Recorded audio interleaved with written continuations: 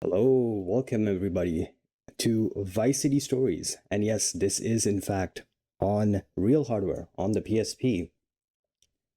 And just so you get a bit of nostalgia, there you go, the classic PSP boot up screen. But anyways, Vice City Stories game released for the PSP. Oh, there you go. Hope you got a hit of another wave of nostalgia there. With the splash screen booting in, always good to see that, right? But yes, this game was released in 2007. Unfortunately, it was a little bit of what's the right word for it? It's console locked, right? Because the game was ported over to PS2 in I think a year later. Actually, was it 2007 or was it 2006? I might be misremembering actually. I think it might have been Halloween 2006. 2006. Yeah. 2007 sounds like too much for this game. Yeah, fair enough. 2006. But yeah, other than the PS2 port, we'd never got a PC version. But always skeptics are always saying, PC version incoming for the last 20 years, but nothing's ever come out. But anyways, I think we're a bit behind schedule now, so I think we should just start the run. So if we are ready, in 5, 4, 3, 2, 1, let's go. Anyways, if you've never seen this game, we basically play as Victor Vance.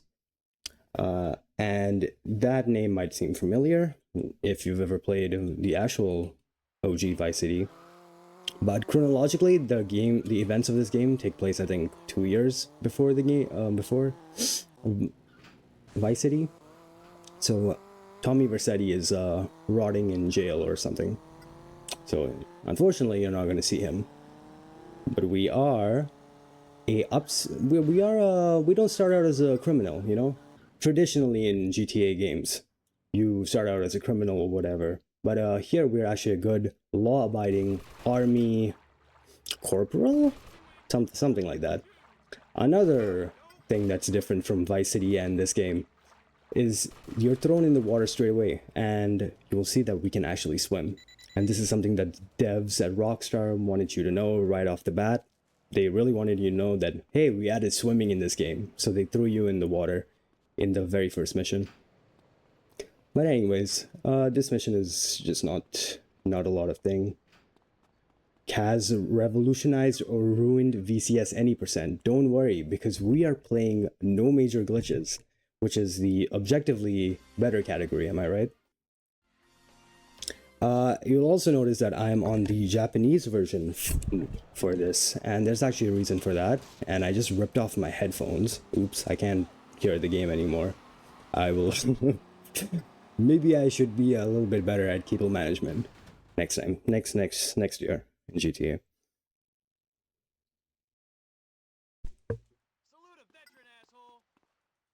But what was I saying? Right, we're playing on the Japanese version of the game. There's a couple of differences between the international release and the Japanese release.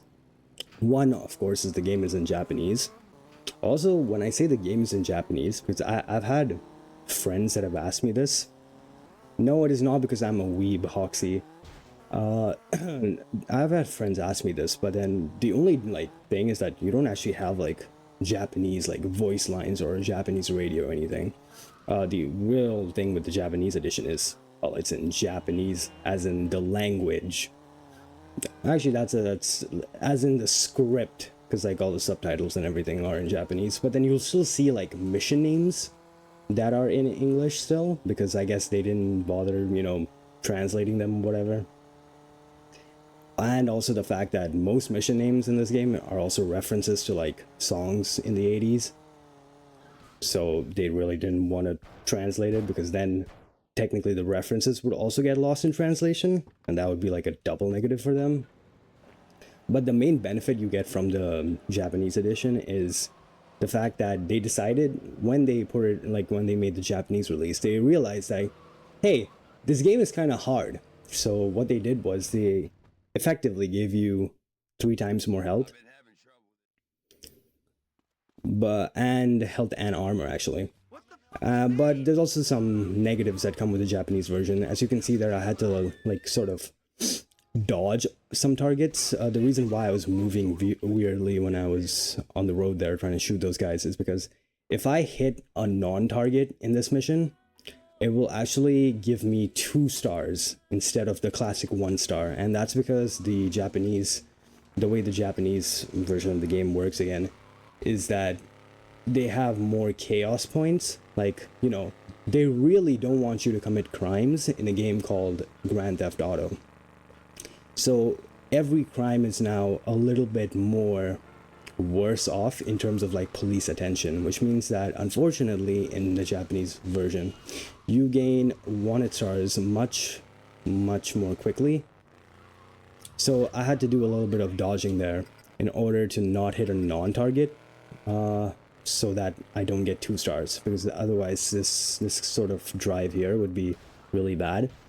And that's kind of seen in any percent. If you've ever seen an any percent run, you just like get rammed, especially at that bridge, because it's so narrow and you have to go through. Speaking of that bridge, that is also new in this version of the Vice City map. It's not there in OG, and you'll see like another place as well later on. I'm gonna do a thing here. I'm actually gonna hop on the Street Fighter and drive away. You can see on the top left, I have like this tooltip, but then if I stay on a bike or in a vehicle, then the other tooltip or like hint that's supposed to play will not, and instead the pager will come in, which starts the next mission. While I'm also waiting for this pager, I can grab an M16 from, I can borrow an M16 from my favorite army person. And we are into conduct unbecoming. So unfortunately, we don't stay a law-abiding, completely law-abiding, by the way. We definitely do not hide some paracetamol in the very first mission. And we definitely did not like murder like 4 people in the last mission. Don't worry about it. Completely law-abiding army corporal, right? But we don't stay an army corporal very long, and you'll see kind of why in like 10 seconds maybe. But if you didn't notice, in the last mission we actually went to kind of the docks area, right? But that's actually like Phil's sort of abode, I guess we can call it that. He kind of just lives there, and he's actually going to gift us a house. So this house right here, he's going to give us a little, you know, a home warming gift along with the house. A nice red shiny, is it red or pink? I don't know. Pink Stinger, all for us, from Phil Cassidy. Yes, the guy from the bank heist in Vice City.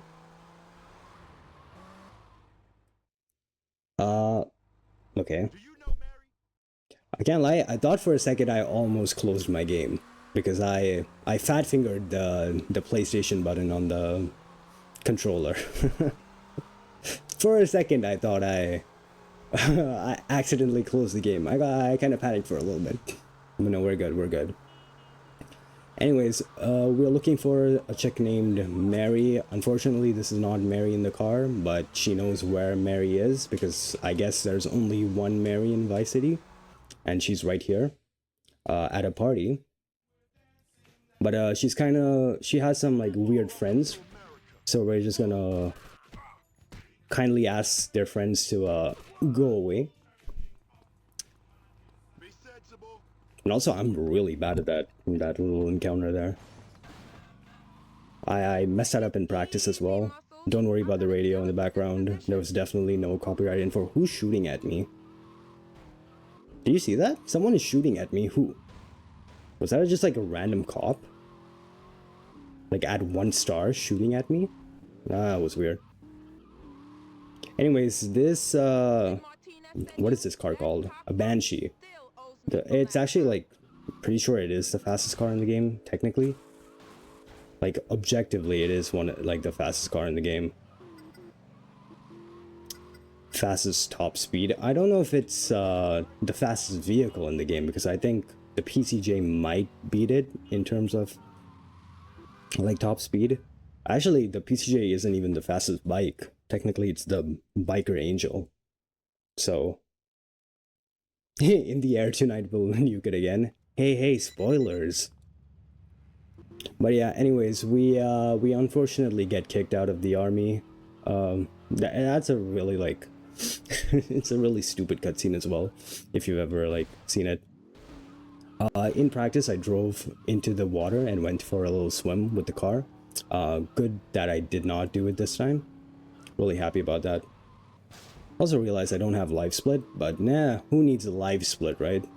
We're here for a fun time, not a speedrunner fun time. So who cares about goals and live split and tracking? We're here to have fun, right?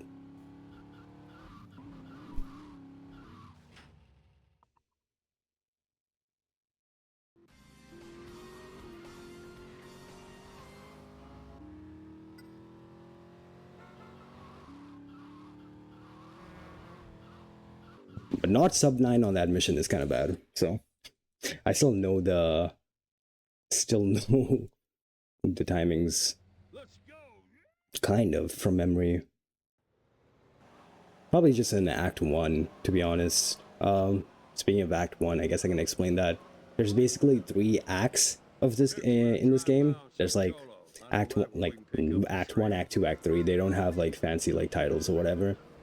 Act 1 is kind of like the start of the game to sort of building your, like the start of like building your empire. Act 2 is from that point onwards until you unlock the other island.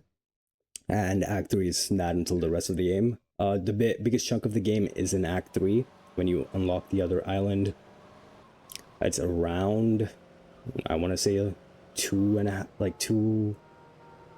hours 15 minutes. Probably less than that. It's probably closer to like 2 hours 10 minutes on a really good run. But yeah, most of our time is going to be spent in Act 3, not because there's a lot of missions, but there's the styling of the missions, I want to say, changes a bit, and it gets a lot slower closer to the end. Like, you'll just have missions that take up like 8 minutes for no reason. This is also really bad because this guy drove the wrong way and I'm really bad at driving, so I'm gonna go catch this guy. But yeah, really, oh wow, he's actually looping around. This is okay. This guy's actually taking me on for a ride. But yeah, now he's dead. Bye bye. That's probably lost me like 30 seconds, no? Anyways, who cares? We're here for a good time, not a fast time. That's what I'm gonna keep telling myself. By the way, I haven't played this game in like 4 months. Can you tell? It's a software mod. Are we talking about the PS TV? Oh yes, I'm technically playing this on a PS TV, but there is a, I think as people are pointing out in chat, for the PS Vita and the PS TV, you can do a software mod. And there's a homebrew app called Adrenaline that you can install, which basically gives you access to like the inbuilt PSP functionality, and not just like the backwards compatible stuff that runs like when you like install and boot up a backwards compatible game. Like, it gives you like the entire PSP menu, as you could see in the beginning of the stream. But yeah. I hope nothing breaks while I cook myself some dinner. Famous last words.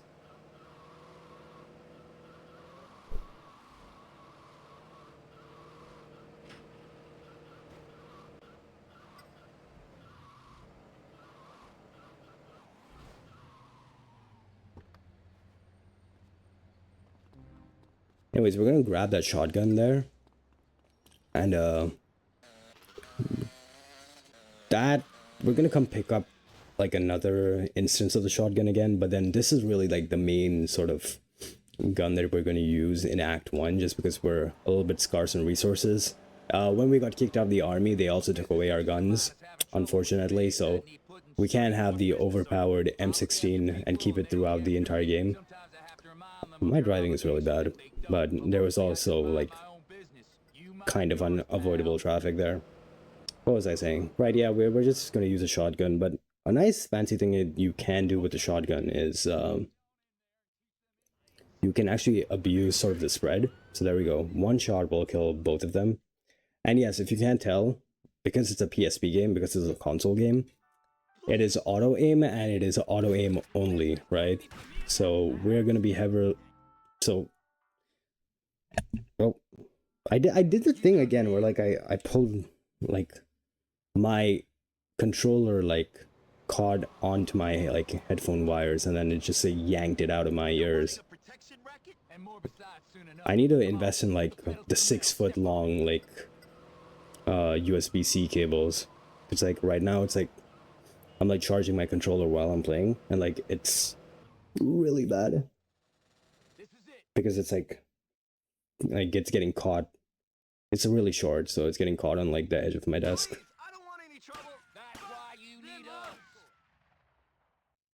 Anyways, let's see if old man still has it in the bag. Oh, I still got the timing in the bag. Oh, my goat is not washed. I beat all of the washed allegations. Nice oceanics. Yeah, well, only if we were doing a hundo run, am I right?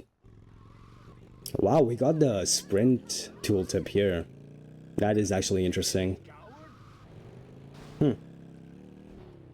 I mean, I've seen getting the sprint tooltip here, but like, it is really rare. I'm not going to say the classic, I have never seen that before, right? Even though I want to. But I have seen that before, but it is really rare. Basically, because like we're really fast, right? The game hasn't like actually like given us all of the hints and tooltips that it teaches you about the controls and how the game works and some of the mechanics.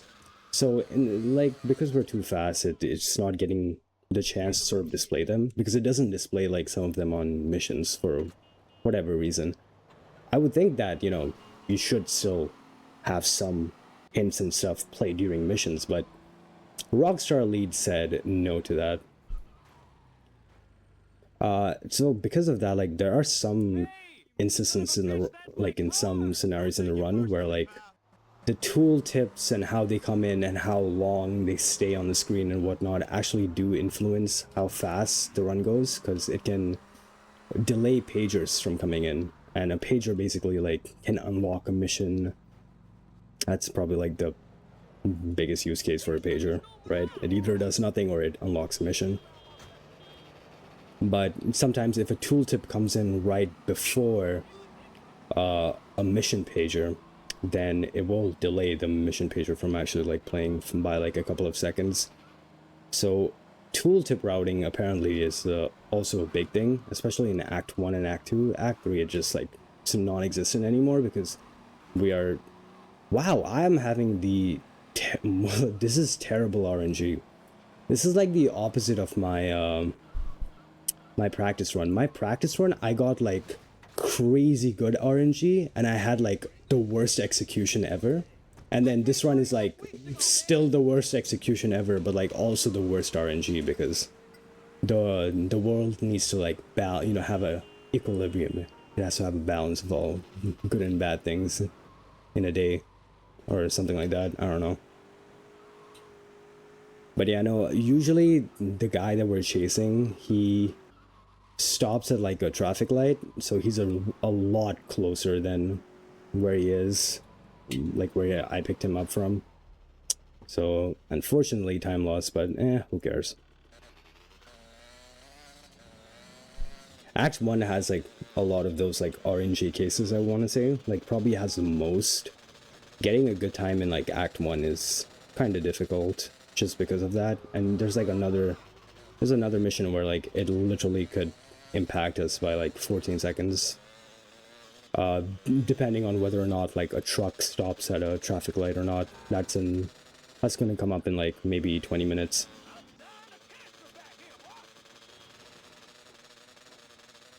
What the hell are you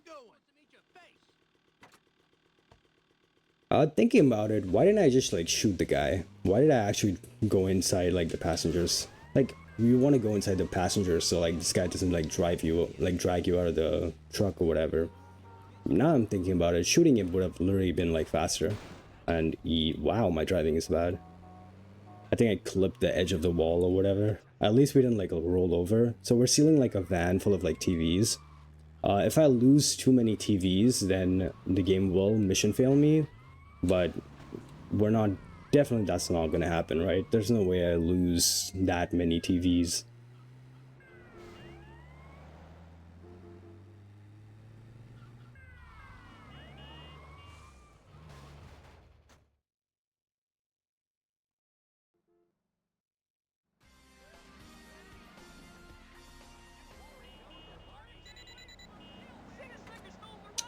We're grabbing a random vehicle here. I really don't. So, what they did in this game, like some more differences from Vice City and this game, if you've never played it, the Ballista Compact is absolutely garbage. It is probably the worst car in the game, and I'm aware that like big like trucks like that exist, but I'm still going to like say that it's still the worst car in the game. The Ballista Compact is like really bad. Anyways, Boomshine Blowout. This is the mission that haunts you and probably kept you from progressing in this game as a kid if you've ever played it. It is that mission, yes.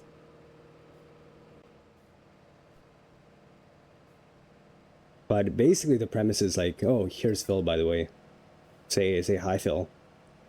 Anyway, the premise of this mission is basically we go to like Phil's warehouse or something, and it's being attacked by the Cholo gang. So I guess they wanted like a replacement gang for the Haitians, I assume. So they now have the Cholos, which is like the gang that is like beefing with the Cubans, and they're also like the antagonists for like Phil for some reason, because like we attacked them in like the second mission of the game when we were getting our safe house. But yeah, no, they lit the warehouse on fire, and Phil has a bunch of boomshine in the warehouse. So we have an exploding warehouse for some reason, and we have boomshine that needs to get taken out. Now, the reason why I'm driving in reverse, if you're wondering, is because this is actually like the forklift is actually faster in reverse. Someone told me it's because the engines of forklifts are in the back. I don't remember who it was, but I mean, sure. So it's not like me like trying to do some like stylish stuff, right? It's like genuinely like it's faster in reverse. Hence, speedrunners drive it backwards. But once you like know sort of how the layout of the warehouse and how the debris fall, like this mission really just becomes like a bit of a sleeper. So it is like one of those missions where like, oh yeah, when I was playing this as a kid, like I could never get through it, but then like technically like if you think about it, like maybe a few like 3-4 tries and you should really be done with this mission. Maybe 2 tries even, like on average. But there is like another like hidden mechanic. So if you can't read the Japanese on the right, that's like sort of like the meter for like the heat in the warehouse, right?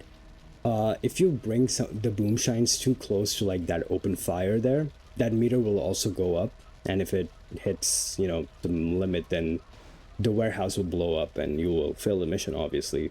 That's not a big thing, like just avoid the fires, right? But no, there's actually invisible fires, like the one here. So you see there how the meter started going up? There's an invisible fire there, and it's invisible the first time you do the mission. If you retry the mission, then you'll actually be able to see that fire. Open up the game and boot it right now if you don't believe me. But yeah, there's also like some weird stuff. Of course, it's a PSP game at the end of the day. It's also a Rockstar Leeds game at the end of the day, so can't really be too mad that there's weird stuff. But we're gonna say hi to the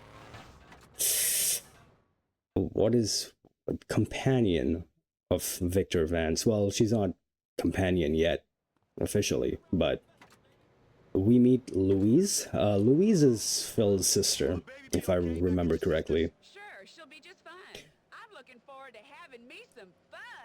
And that, I'm pretty sure, like, the cutscene also has, like, a baby in it, which is, like, the only GTA game that features, like, a child or, like, a baby.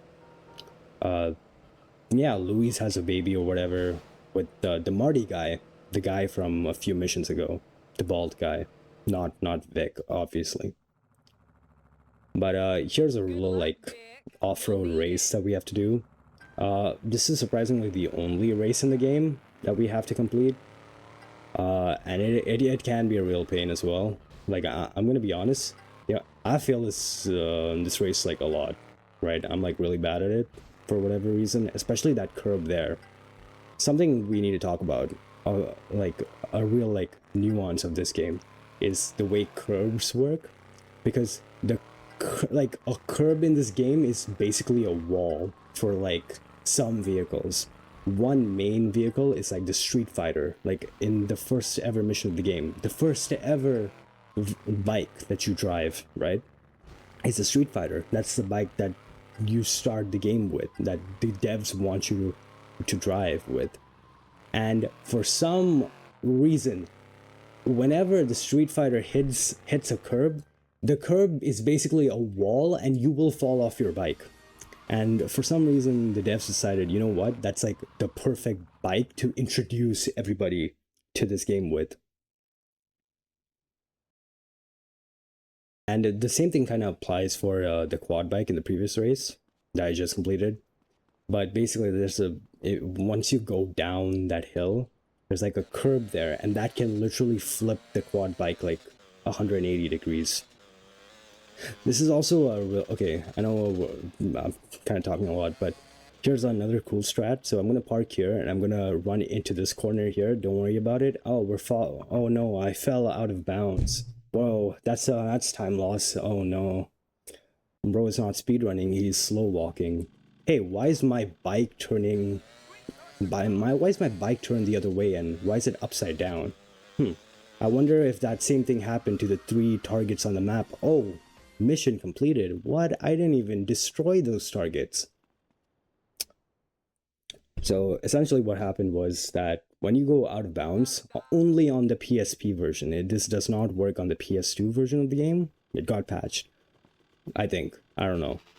But it does not work in the PS2 version. But in the PSP version, if you go out of bounds and you respawn back in, vehicles get flipped on both axes. So it'll be facing the other way and it will be upside down. And we all know what happens when a car is upside down in a 3D GTA game, right? So we were supposed to destroy like 3 trucks on the map, and we were supposed to use the grenades that I picked up, but instead we can just do that strat and all 3 of the trucks blow up. Unfortunately, that is the one and only use that we have found in any category in this game, which is kind of sad. So if you want to start like finding stuff for us or picking up this game, trying it out, and you want to find more uses for that little cool thing, be my guest, please. We need runners for this game. This game does not get anywhere close to like the amount of attention that other GTA games get, and you know that's fair, right? Like I said in the beginning, it was like console locked in. Not many people really know about it. In fact, people only play it like mainly on emulators and not on like original hardware nowadays. Like me doing it on PS TV is technically not original hardware. Like if we were being like really honest, like technically it's not original hardware, but like we count it as original hardware because, well, the Vita kind of has like an inbuilt PSP, but I know there's a certain person who has who has, you know, strong comments on that and will disagree with me on that. But for the sake of speedrunning, we call it as an official emulator or whatever, so it does count as console runs at the end of the day. And it's also just nice having like a PS Vita or a PS TV where you can like connect a DualShock controller or a DualSense controller even to it and just play the game that way instead of playing the game on like a itty bitty PSP, right? I hit that is that a Walton? It's not Walton, is it? Bobcat. I know my vehicles. I was supposed to kill all of those guys with one shotgun shot, but I forgot. XDD. But the reason why I hit the Walton out of the way is because there is like there's a spawn for an enemy behind the Walton, and if you kind of hit it out, then it despawns the Walton. So I don't think I even got a spawn in that spot, but that is like something that saves a little bit of time. And for some reason, yeah, no, I didn't even get despawned because there was no enemy to spawn in that little zone. But yeah, no, there's another thing that's different between this, what was I gonna say? Yeah, the international version and the Japanese version. Here's another difference related to this mission particularly. If you kill those 4 guys at the start, like the 4 enemies that attack you, if you kill them too quickly with like a shotgun shot or something like that, the mission actually soft locks because it spawns an enemy at like 000 on the map, and basically you're just like stuck there.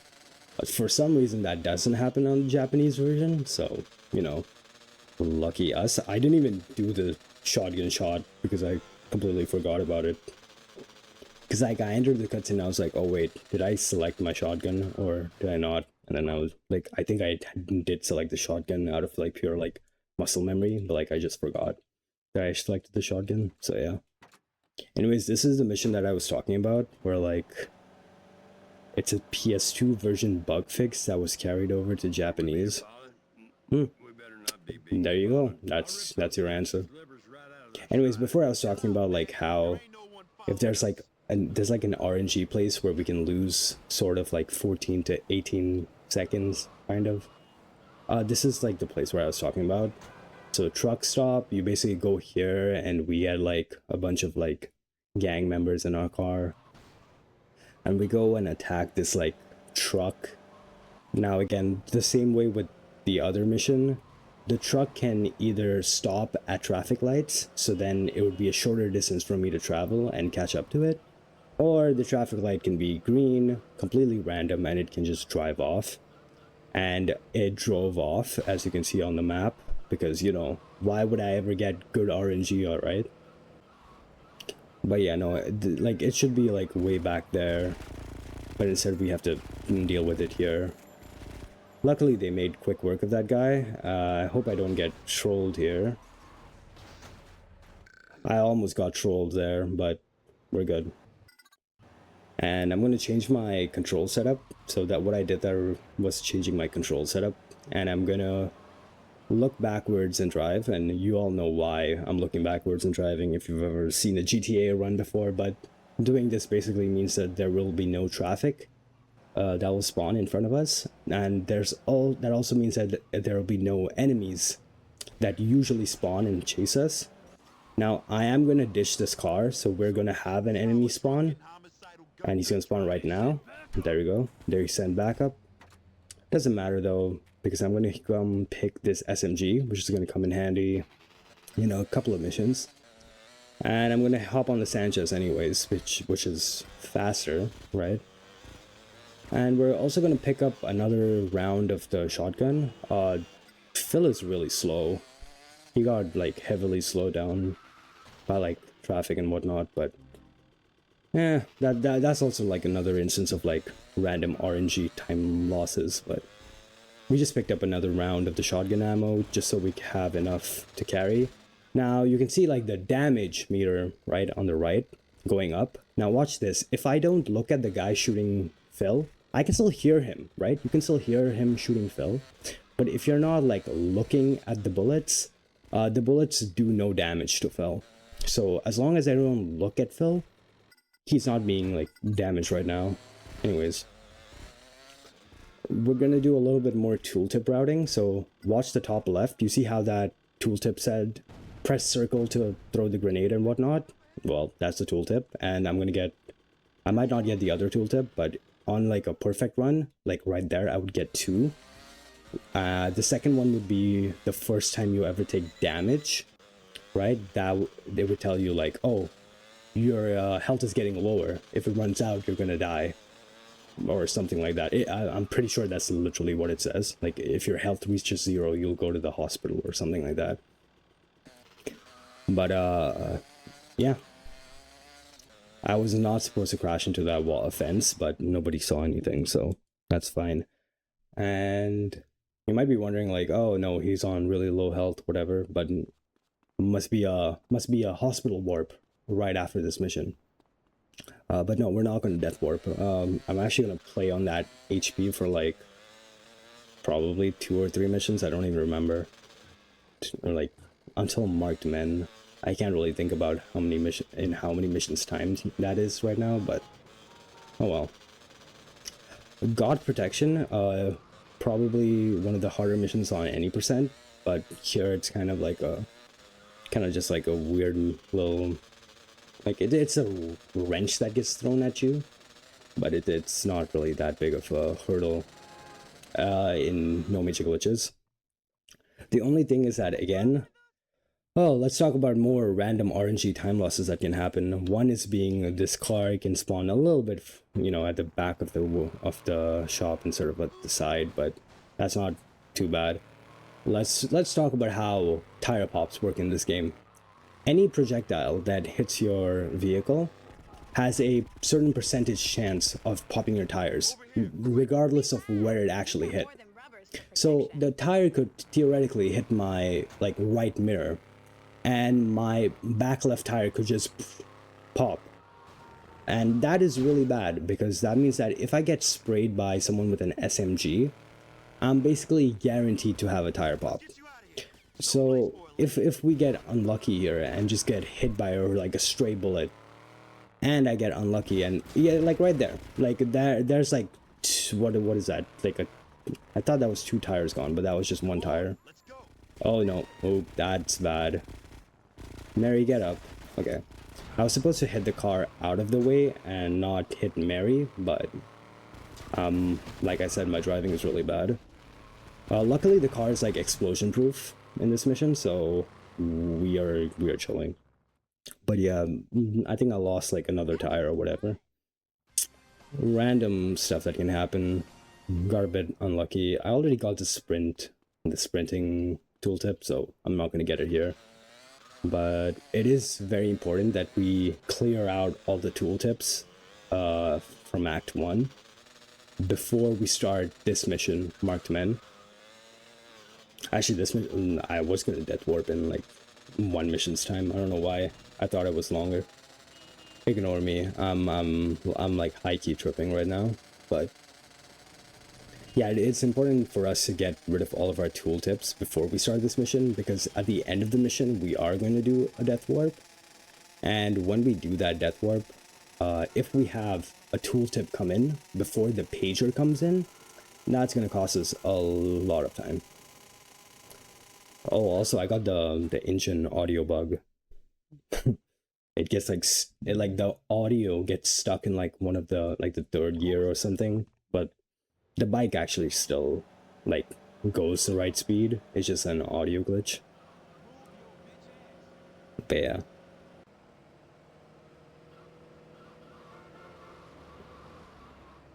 Now, let's talk about something else. Let's talk about inconsistent bar names, right?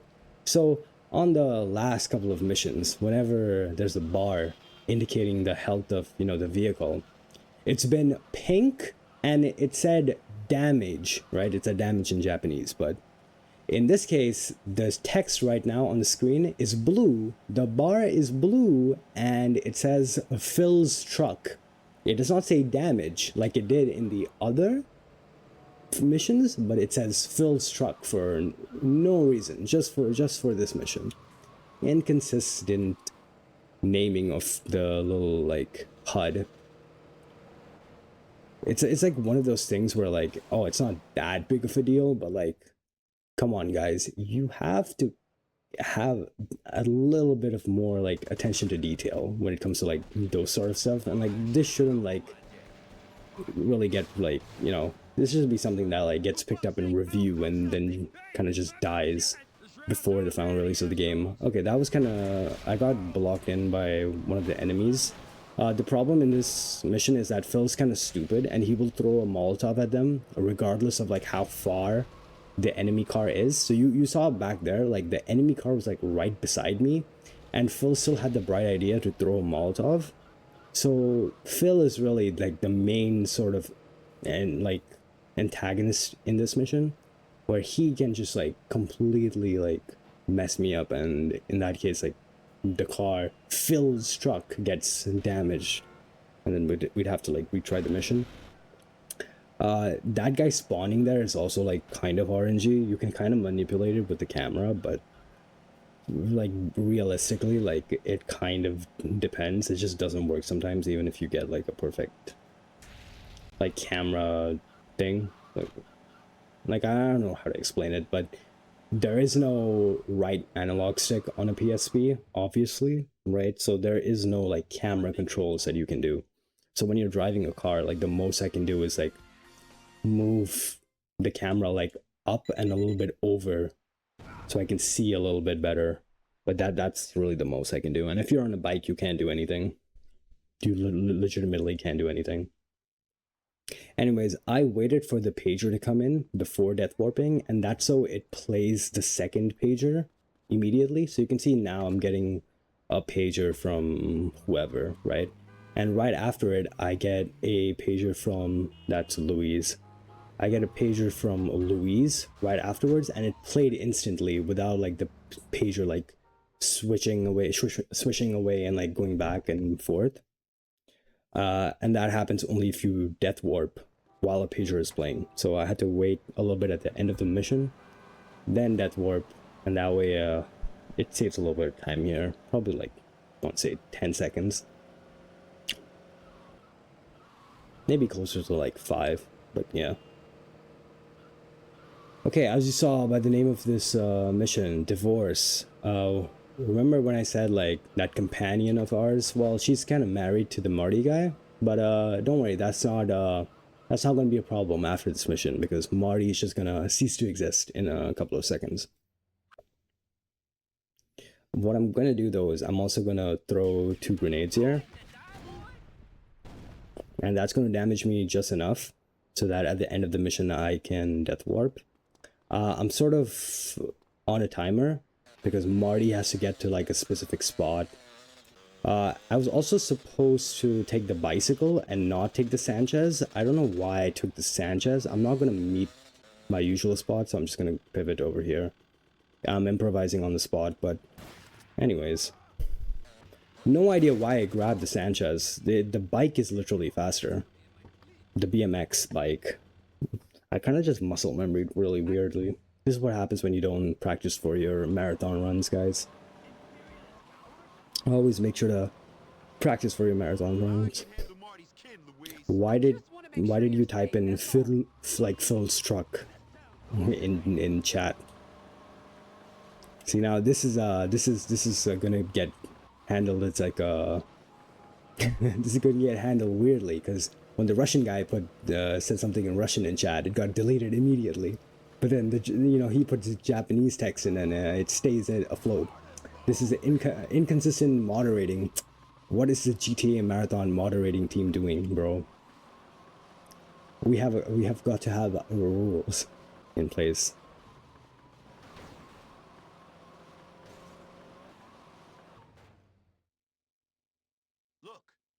Oh yeah, speaking of, someone was talking about like the PSP load times. I've noticed that from the PSTV, like playing this, the PSP load times are literally the same. Like it lags in pretty much the same spot. Like if I'm playing on like a real PSP, which I have, by the way, and I have done runs on a real PSP, like it will lag on the same like couple of spots. I'll have 25 FPS there, I'll have 25 FPS here. So it's not like a hardware advantage at all, really. You do get like the nicer like controls set up, right? But that's really the main thing. Anyways, we're at the last mission of Act 1. It is to Victor the Spoils. This is sort of what I mentioned, like I alluded to earlier. Like this is like the empire building stuff. Now that we took out Marty and his, well, we took out Marty, it's time to take over, and there's going to be a management change at Marty Enterprises. We're going to be taking it over.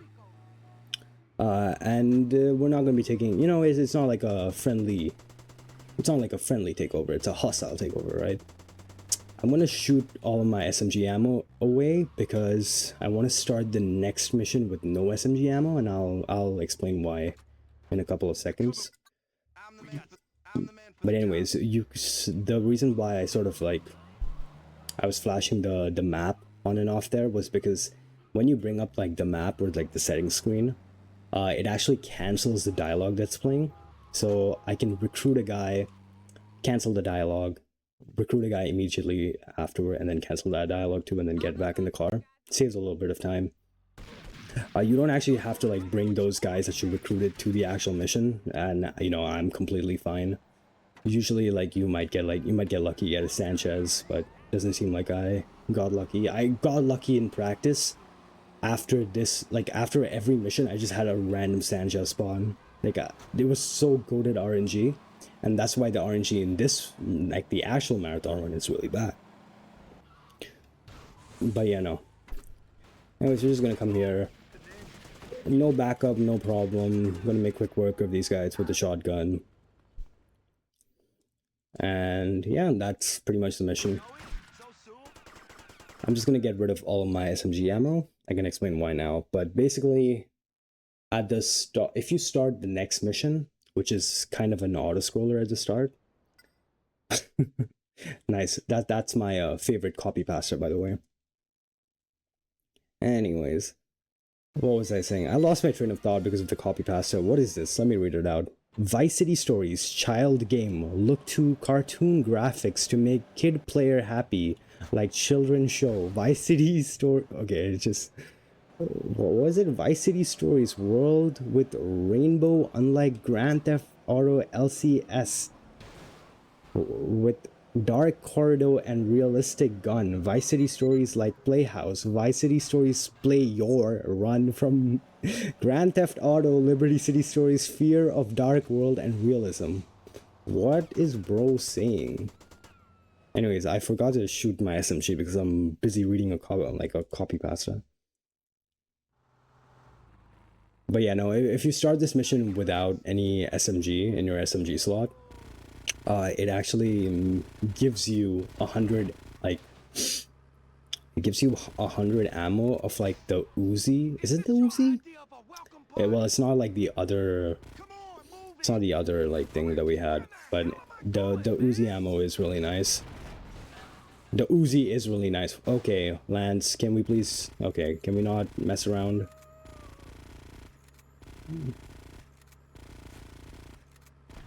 Hey, watch the road. Oh, shit. Nice ChatGPT. I don't think ChatGPT would Pretty to die. would put out stuff like that with like so many spelling errors and grammatical mistakes. This seems like you know, when you're on your phone and you type in like a message, and there's like the 3 little words that are like suggestions that pop up, and like you just like spam like the middle one a bunch of times. Like this sounds kind of like that, but who really knows, right? Bro was saying, yeah, that's what I was saying. Like Zoomer spotted. XDD. Okay. Oh, I don't think that is. How is that Zoomer? People are on their phones 24/7 today. Like, surely you know that. Also, funny thing you can do here, if I press the X button on the controller, it will actually accelerate. Like, you can hear the car, like, the engine revving, but like, I'm not actually in control of the car. Oh, by the way, we forgot to say hi to Lance. Hi, Lance. Yes, this is the Lance Vance, and he is like that. Like, he just introduced himself, but yes, he is our brother or whatever. Okay, auto scroller done, but we're not done. We're not out of the woods yet. What you have to do here is you actually have to step forward and kill all of these guys, and if you do that, then it's gonna Lance might die. I might have just killed Lance. I did not kill Lance. Amazing. I'd appreciate a ride to my But you want to kill all of the guys on the right, and that triggers the guys from the back to sort of ambush you, and they'll start like running forward. In the meantime, you can throw a grenade to kill most of the guys on the left side. I think only one guy was like, he kind of dodged the grenade throw, but yeah, that's pretty much how you want to do it. If you do it like that. Also, another thing, while you're getting into the car right there, you saw me like go around the back of the car and then come back. That was actually intentional because I'm trying to manipulate Lance's AI to get in the car as fast as possible. If you just try to get in the car like the regular way, Lance will start walking towards the car. Like he will like start walking, like not even like jogging at a brisk pace like what normal NPCs do. He will start walking and taking his own sweet time while you're on 3 stars in the Japanese version of the game because of like chaos points. Like chaos points difference, you're on 3 stars instead of 2 stars, and he will just like, you know, be like it's like a walk in the park. He'll just start walking to the vehicle. And like I've seen so many like new people like pick up the game and have that happen to them, and it's complete BS. But it's a Rockstar Leeds game. I don't even know why he starts walking, because like he's clearly like jogging or like sprinting like beforehand, right? But it's just like when he gets to that one section, he's like, oh no, I'm just gonna start walking for no reason now. Okay, hose the hose. We're gonna do a little strat here too in this mission. It is kind of cheesing the mission, but you know, no one really cares. We don't need Louise for this, so I just left her behind. But we're gonna enter the fire truck, immediately get out, and get back into the cheetah. The reason why we do that is to progress the next sort of phase in the mission. And now there's you know, a fire that has spawned over at one of our business sites. Now you're supposed to take the fire truck, put out the fire using the hose, hence name of the insert name of mission. But you can also just enter the safe house, and when you do this, that also extinguishes all the fire. So instead of doing like the bum little like hose mini game or whatever with the fire truck, you can just do this and it'll instantly put out all the fires. And all you have to do from this point on is like, oh, the arsonist is like hiding at the top of the building, so we're just gonna like little Kobe nade him, get back in the car, didn't even look at him, you know. And that's it. That's the mission.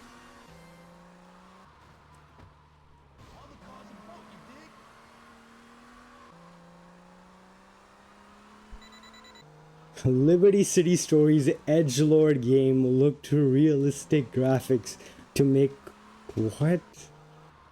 I can't even read. That word is too big for me to read while playing the game. Contrarian? Player happy. What? Okay. I will read this when I hit an auto scroller or something. Maybe the messages are Russian. What? Well, what is bro saying?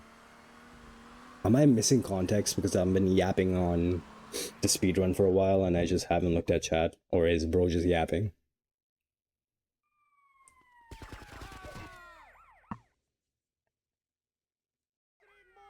Man, that's just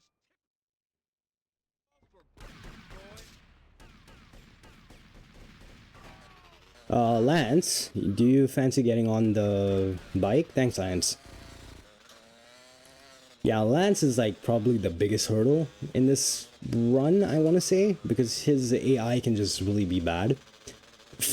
Ironically enough, this is probably the most useful Lance will ever be in like a mission, because look at how he sprays the cars, like the police cars. Like look at that. Look at this police car on the right. Like he absolutely fries them with his SMG because it's like bugged or whatever. Like he's not supposed to be like the NPCs.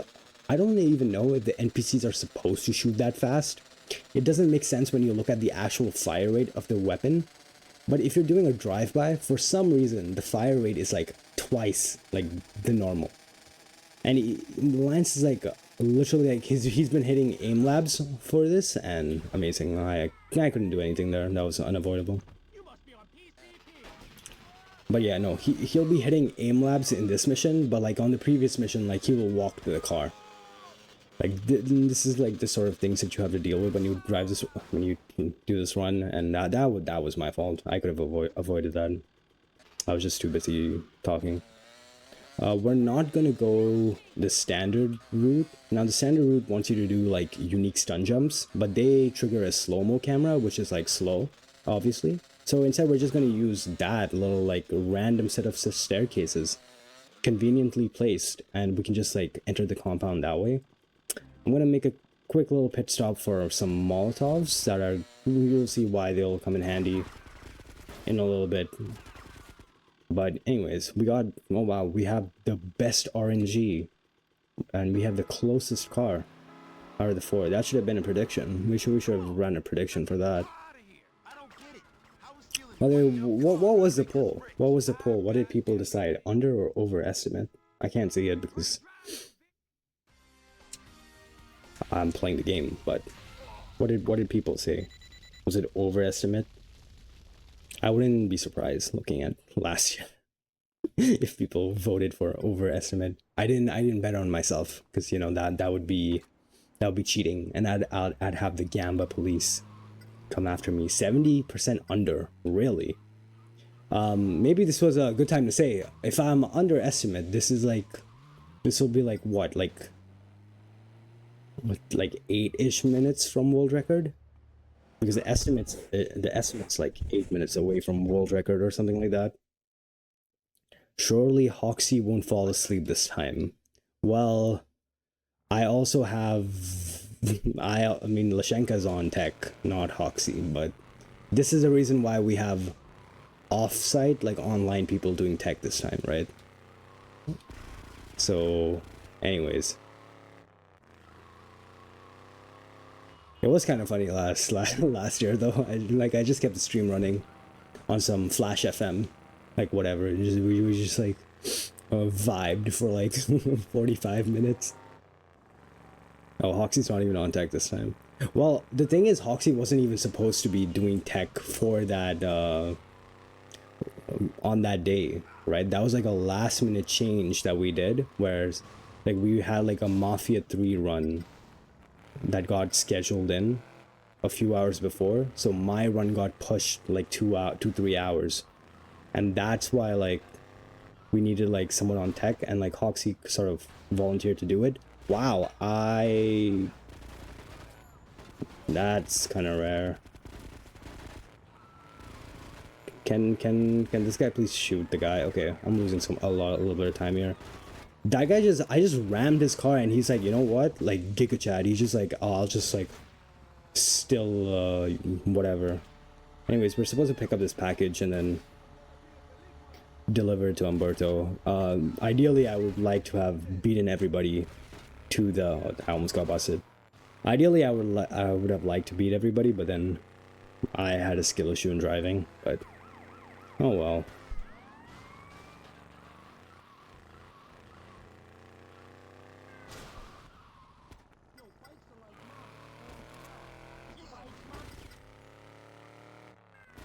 And that day was go-karting with the people on site. Lol, in hindsight, agreeing to do tech that last minute was a mistake. Yeah, I know.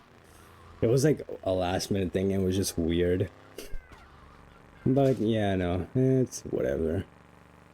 That run was also really bad. I'm pretty sure I was overestimated as well. So can't really blame Hoxie too much. Maybe if I finished a little bit earlier, he would have still been awake. Oh well. There's also another weird thing with this mission. You need to sort of finish this mission with the same car that the mission gave you at the start. If you don't do that, then for some reason, like, okay, right, I took so much damage there that it really, like, okay. Usually it takes like 2 Molotovs to blow up the car, but then it took 1 Molotov this time because I took so much damage while I was like fidgeting around with the guys. But oh well. Oh, by the way, Umberto, we were kind of yapping about that, but if you're even like paying attention to like what's actually happening in the game, we're doing missions for Umberto now. And don't worry about whatever that package was that he picked up. Don't worry about it, right? This is also like one of the worst missions ever.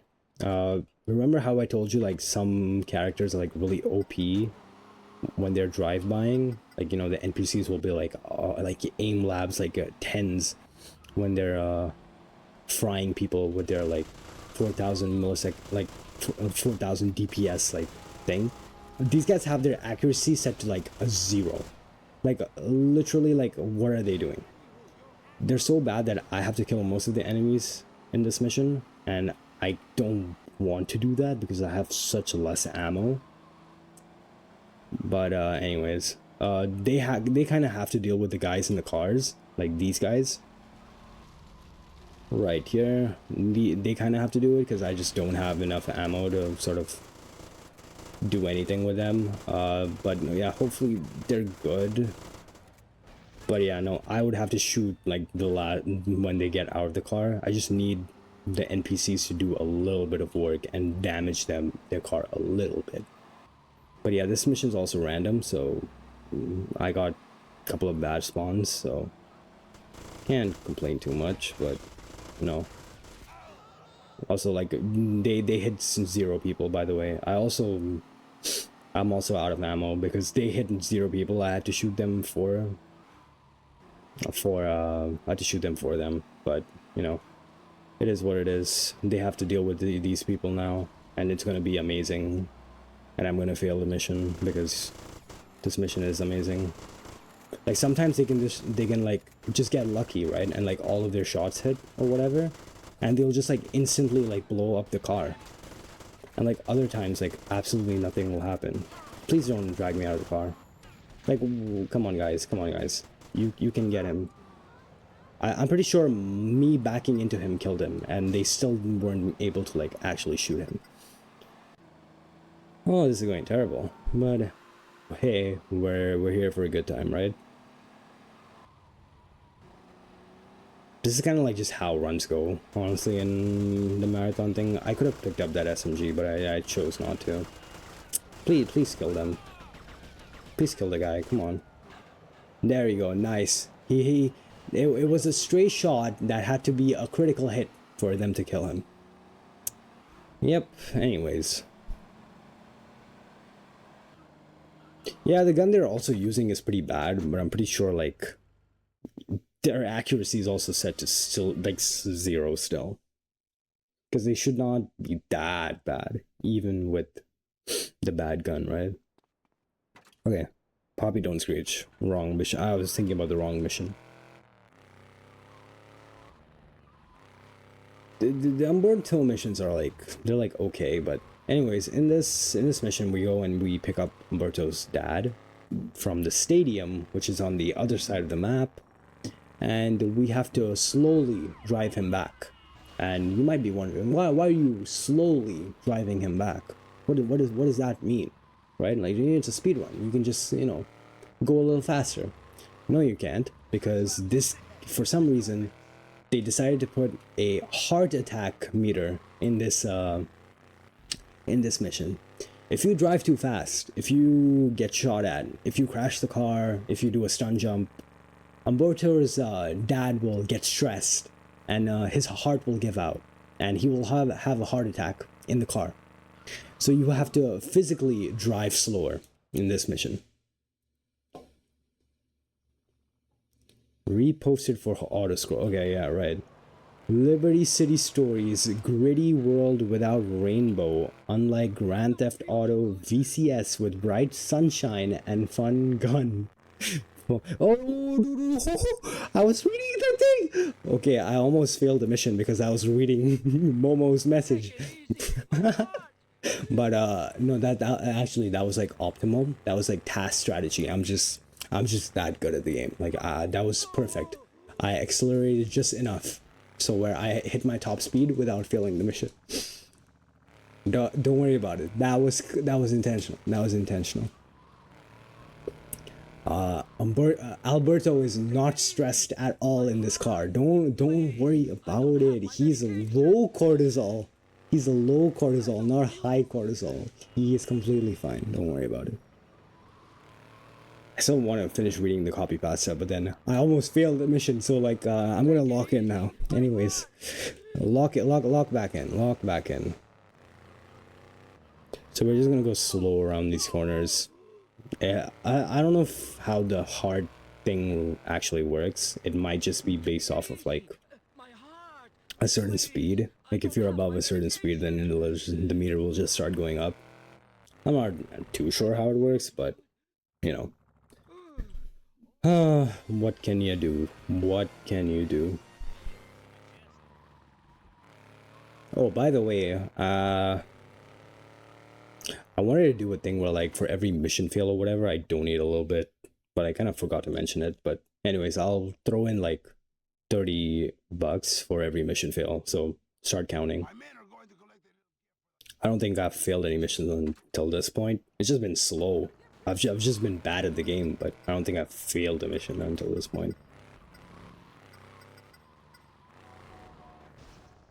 But yeah, we're creating stakes. Are you that confident or that rich? I am not confident, and I am not rich either.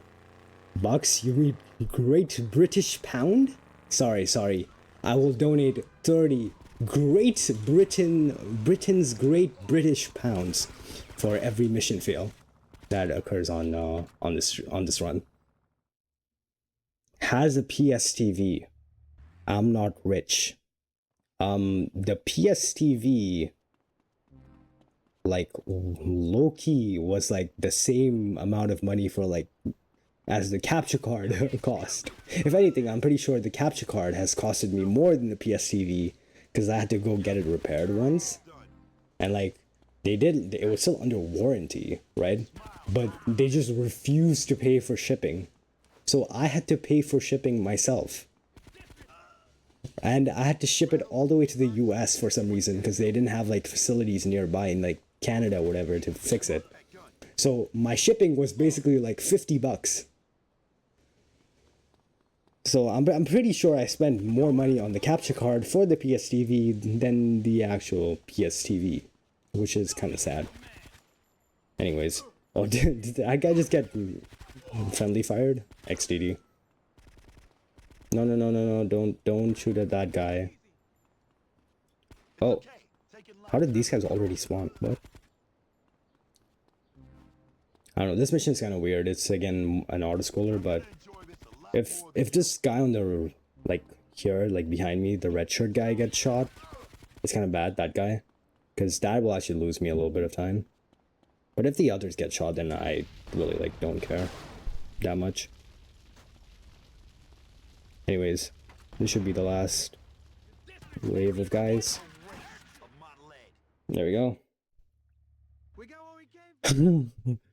Should I repost the copy pasta again so this guy donates 30? Gang. I mean, sure, if you want to. I'll just read it, but I don't think there's any stakes to it this time. This just drive is like kind of slow. Intentional sabotage. I bet 3K on overestimate. This man does not remember the house shortcut I posted a few months ago. What house shortcut? And what mission was that? Liberty City stories like prison. Liberty City stories play your run from Grand Theft Auto Vice City stories in fear of joy and whimsy. Amazing. I love that copy pasta. What mission? What house shortcut and what mission was that? Because I genuinely don't remember.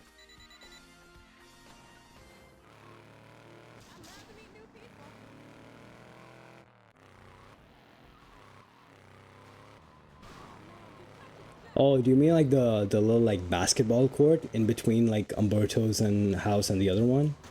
You mean that house shortcut? If so, then. Oh, wait, Poppy, don't scream. Oh no! Now that you mention it, I do remember something like that. Does that even save time? Like, have we actually tested Because I remember seeing it. I'm pretty sure I remember seeing it, right? And I was like, does this actually save time, or do you lose time because you have to do like a sharp corner or whatever? Somebody help!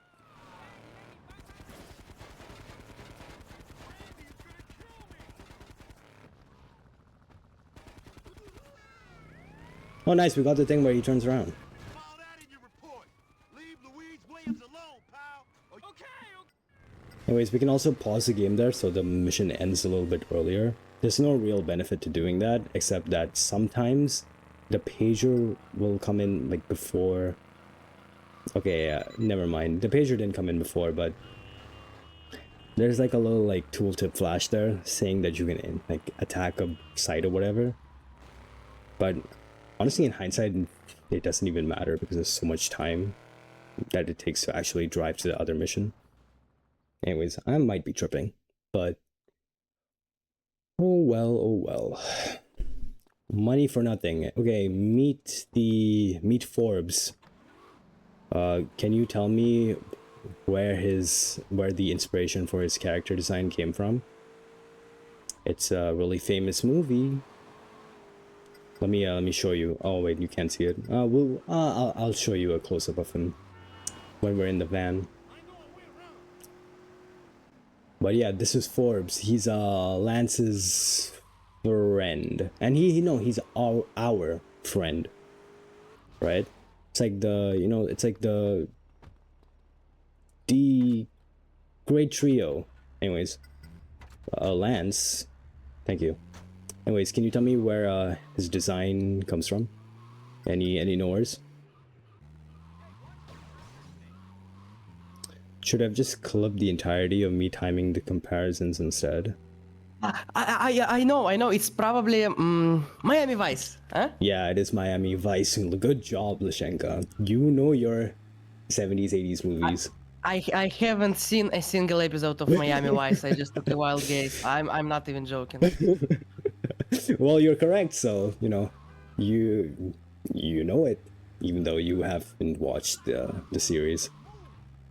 That's the benefits of being high IQ. You know? Exactly.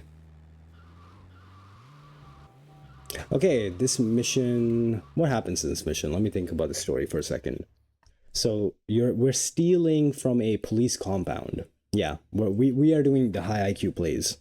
We're stealing from a police compound. We drove in a van, and we spray painted the van to be the same color as another van that is currently being impounded in that warehouse. And that van actually has some paracetamol, like some drugs in it, right? But right now we're making the cops think that we have the van with the paracetamol when there's nothing in the back. And Lance and Forbes stayed behind so that they can drive the van with the drugs to the safe house or whatever. So we kind of have this like little like timer, and it's another one of the pseudo auto scrollers where we just kind of have to keep the cops' attention for a while. So it really doesn't matter. Like, these guys are like slowing me down quite a lot, but it's an auto scroller at the end of the day, so whatever happens. Name the car the Stinger is based on. Man, I don't know nothing about cars, bro.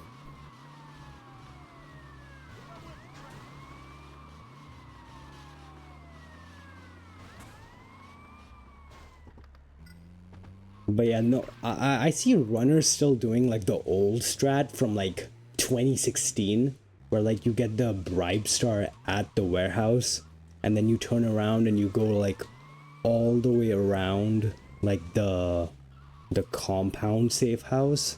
I'm like, why are we still doing that strat when this was literally objectively faster? Like, you just grab the bribe star at the construction site, which is on the way, and we can do a cool little strat founded by Painted Cat. PC found this.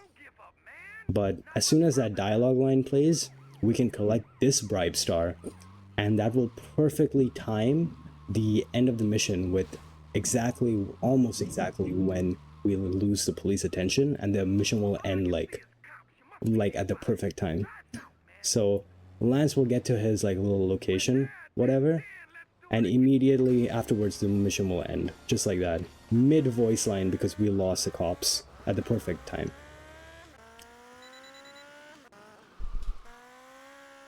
Anyways, that PCJ was also kind of lucky because good RNG, I guess. You know, I've had so many like things of bad RNG. Something good is a little bit nice in a while. This is also a strat from Painted Cat. So he found 2 in a row. You can shoot Forbes like that. Now, usually I would have supposed to do a lot more damage with the shotgun, but it is kind of random based off of the spread. But we're supposed to chase him. Oh no, Forbes was actually the bad guy and he betrayed us or whatever. But don't worry about it. You're supposed to chase him down and like ram him off the side of the road, but you can just not do that. I'm gonna wait for a pager and then get on this bike. If I didn't wait for the pager and I got on that bike immediately, I would lose time because there would be a cafe tooltip that would spawn in, and that would delay the pager from coming in. So wait for the pager to come in, then get on the bike. And anyways, good RNG, I guess, I suppose. Again. But what was I saying? Yeah, in the previous mission, like, it's a little bit random with the way the shotgun spread works and whatnot, and the game is just kind of bad. But yeah, usually 2 shotgun shots would like slow him down, but the guy was still like speeding off, so I had to like put a little bit more SMG ammo into it. But no, it's still a cool strat. Saves you from like chasing him down and ramming him off the side of the road. The strat is almost impossible on PS2, by the way. Really? I see why. I see why, but surely you can just do 1 shotgun shot, and then just like the rest just being SMG, right? Anyways, Lance is going to go do a deal of his own, but he, you know, kind of gets smacked in the face and knocked out. Like, he actually gets knocked out with like 1 punch. Like, my guy just gets sucker punched and it's lights out. Anyways, we're supposed to chase the guy, but instead we can just drive to the location that the guy takes Lance to, and the mission still progresses. The game says that, oh no, you're like losing Lance, like right there, like, oh no, you know, you're losing sight of Lance, go closer or whatever, but we actually don't get out of range. Like, the range for this is like so massive that you can just go to the cargo ship and it will just go to the next section of the mission without even like without you actually losing Lance.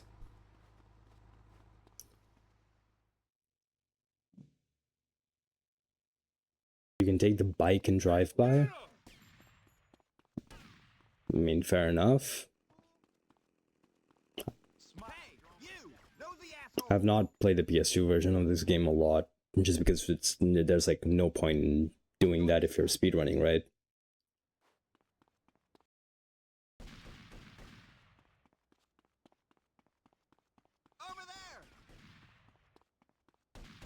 There's a cool little thing we can do with the binoculars, which I kind of forgot to do, but if you punch and then you jump, you actually do a mega jump. So just like Waffle was doing it in the GTA 3 run, we can mega jump in Vice City Stories too, although it is a little less cool and you don't really gain that much distance, but it is kind of cool to see that there's a mega jump in this game as well. And you know, conveniently, this mission also gives you the binoculars, so you don't have to go like out of your way to get the binoculars and do the mega jumps. You can also do it with like a bunch of other stuff. Basically, you just jump when like there's like an animation playing of like you interacting with something. So one will be like punching with the binoculars for some reason. Another would be like once you've placed down like a remote grenade.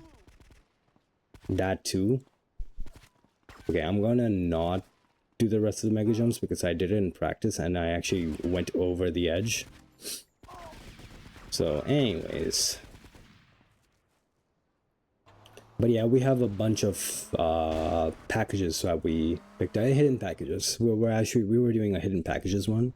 Don't worry about what's in them, but yeah, we picked up a bunch of packages on the deck of the ship, and then that's kind of the mission end. It's a bit of a weird mission, but I guess the point of these missions is sort of to explain to you what the other gangs were. So we took out the Cholo gangs when we were doing Umberto's mission with the warehouse, and like there was a big explosion. I kind of skipped it, but there was a big explosion in the warehouse and whatnot. But that sort of like ends the Cholo gang that was there in like Act 1. Instead, they're now replaced with the biker gang that we will see in this mission, and the sharks that were on the ship in the last mission. So it's kind of just introducing us to the various gangs still. We're still in like the intro, not an intro phase, but like, yeah, still introducing the game to the player. That's kind of the phase we are. Anyways, this is like a biker bar, but like it's like a weird bar. Just watch the cutscene if you've never played this game. Watch this cutscene. But anyways, we're done with all of that. We don't tolerate that. We just drop a Molotov in the middle of the thing. Hello? Throw the Molotov, Vic. Hello? Okay, never mind. No Molotov. I'm almost dead. He just did not want to throw a Molotov for some reason. I'm like, okay. Like, I know, like, I'm pretty sure, like, the first time I threw the Molotov, like, it actually threw it, and then it, like, fell through the floor. I know. This, I did not intend for the bike to be... I did not know that the tire had been popped. That's kind of rare. I've actually never seen that before. Hotter strat school. Oh, no. Hotter mentioned. I didn't mean for us to kill him. It's a little late now, man. Okay, you know what? I'm just gonna take the bike. Why not? This bike is supposed to be like a god bike because it has like insane turning. If you couldn't tell, like even with the pop tire, you can see that this bike like turns really well. It is supposed to be a god bike, but because of the pop tire, I'm gonna have to. Yeah, no, it spins out a lot because of the pop tire, but the bike has really good turning. Sad that it, we didn't get to show it, but yeah, it loses all of its properties at the end of the mission anyways, so it's like whatever. I know there was something. Yo, kill any percent? Oh yeah, did you run any percent? No, I think I saw you do no major glitches, which was really cool. What friend at the airport? Yeah, but no, any percent is like, okay, we cut the game in half, but like it's kind of like just like So let's pop big. it's a doozy. Like you just like start falling asleep midway because like you just keep repeating missions, but tricking the game into thinking you're doing other missions, right? But like realistically, you're doing the same mission like 7 times in a row. Which like I know is like, yes, it's the fastest strat and everything. Like that is theoretically the fastest way to complete the game. But it is like, it's just really like boring to watch from like an outsider's perspective who doesn't care about like the fastest, like the fastest of the fastest, right? Like, I think to like the average viewer, like this is like more enjoyable to watch, even though like it might be like 4 hours or whatever, and like most people are not gonna watch the entire thing. But some people would still like this over the alternative where like it's like 2 hours of like complete boredom because you're doing the same thing over and over again. I'm also on really low health and I forgot to grab health, so I'm probably gonna die here, just to let you know. But F it, we ball. We're balling today. If I die, I die. That's what it is.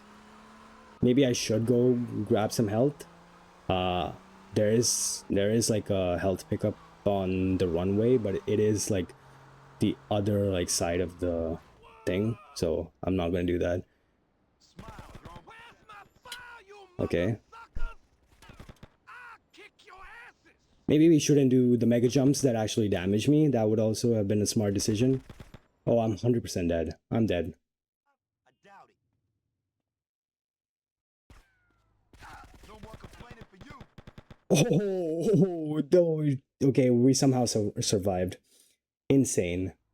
Absolutely insane. Okay. We are so back. We are so back. Yeah, GG.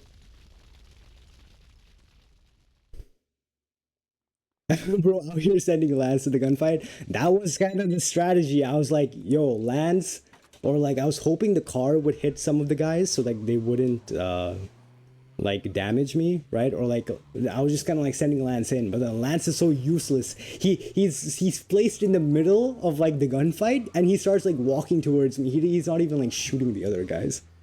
Like, what is bro doing? Where did we go? What do you mean, where did we go? Did I do something wrong? What happened? Is a stream? No, I didn't drop any frames. Hey, Caster, you're scaring me, man. What did I do? What did I do wrong?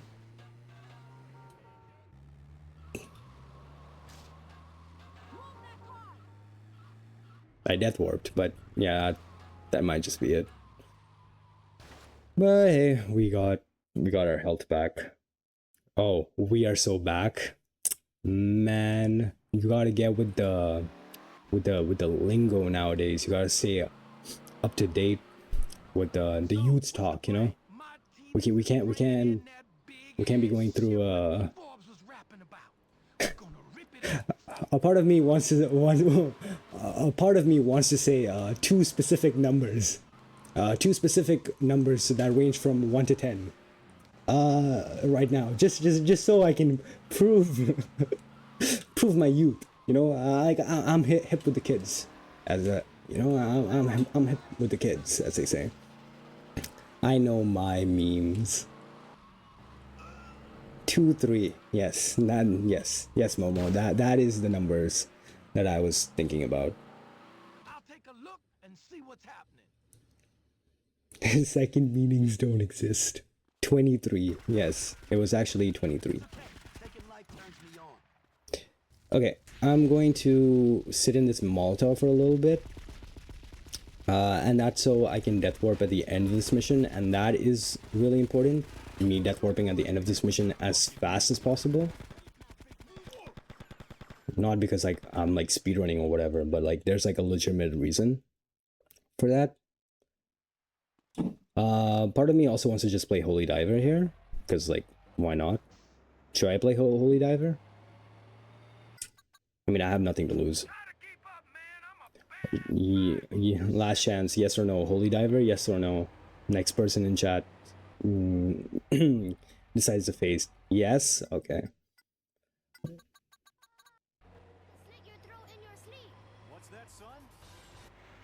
Let's put it on the correct. What is it? V-Rock. All right.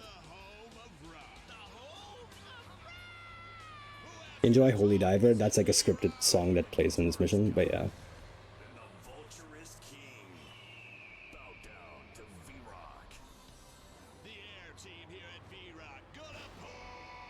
Oh wait, did it not play Holy Diver?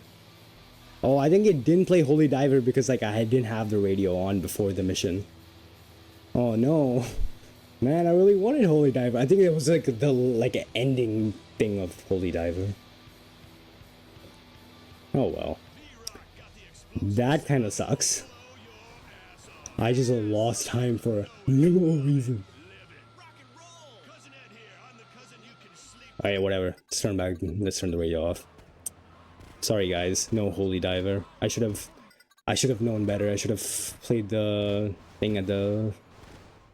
I should have opened the radio up at the start of the mission. Well, I know for next time.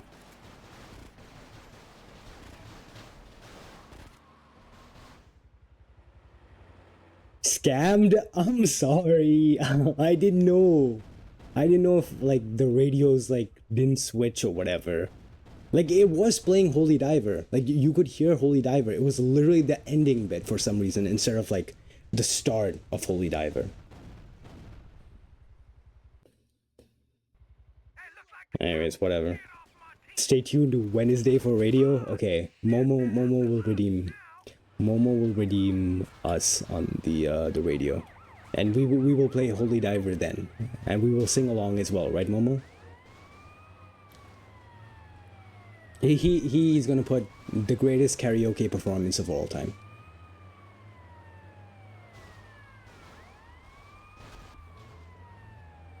But anyways, we unlocked the second island. This is the end of Act 2, beginning of Act 3. What are we doing in, what is our time? 128?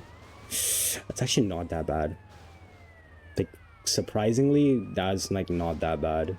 I would have liked to be like 126-ish, but you know, you can't win them all.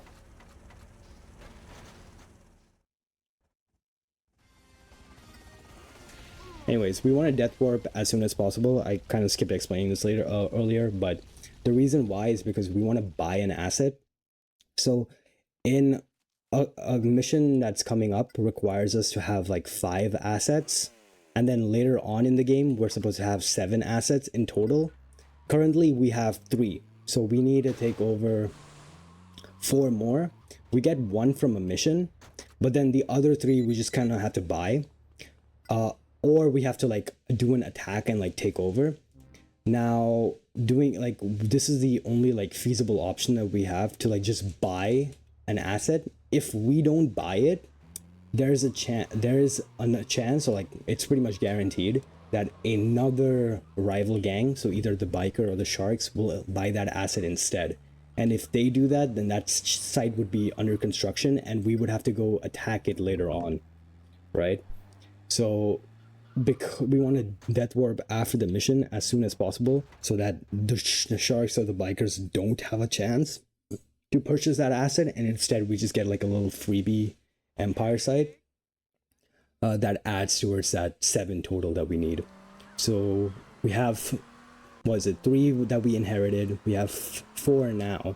We're going to get a 5th one in a mission, and we have to take over 2 more assets, one of which we will do like right after this mission, and the other one I'm gonna do like in literally like 2 hours time, because we have a little bit of wait time before then. The thing with attacking empires in this game is that if you take over an empire, the gang that you attacked gets really mad at you, and they will now begin hunting you down just as you drive around the map. Right, so this doesn't happen in missions, because like missions they turn off the flag, but I can get ambushed at any time when I am not on a mission, so on mission 0, after I've attacked the gang, after I've attacked like an empire site, because their hostility meter or whatever like stays the same. There's a strategy you can do. You can just save your game and reload, and that will reset the gang hostility back so that they're no longer hostile and they won't like ambush you out of nowhere. But that is really slow, so like if you're doing like world record strats or whatever you want to call it, like technically not saving is the way to go, and you just kind of hope that you don't get attacked and that they don't attack your other empire sites as well, because that can also be that is also something that they can do. Like they can, you know, give you karma and they will start attacking your empire sites. And if they attack like a damaged site or whatever, like they will take it over. So I can also lose time on RNG that way as well, because then I might lose an asset site that I have to go take over later on in the game, which, you know, sucks, but it is just RNG. It's really rare for it to happen. That's what I want to say, but I have lost runs, and you know that I have lost runs to that happening just because I just got unlucky and they took over an asset, and then that means that I have to, you know, I lost 2 minutes because I have to go and re-attack that asset side, take it over, buy it again, and whatnot.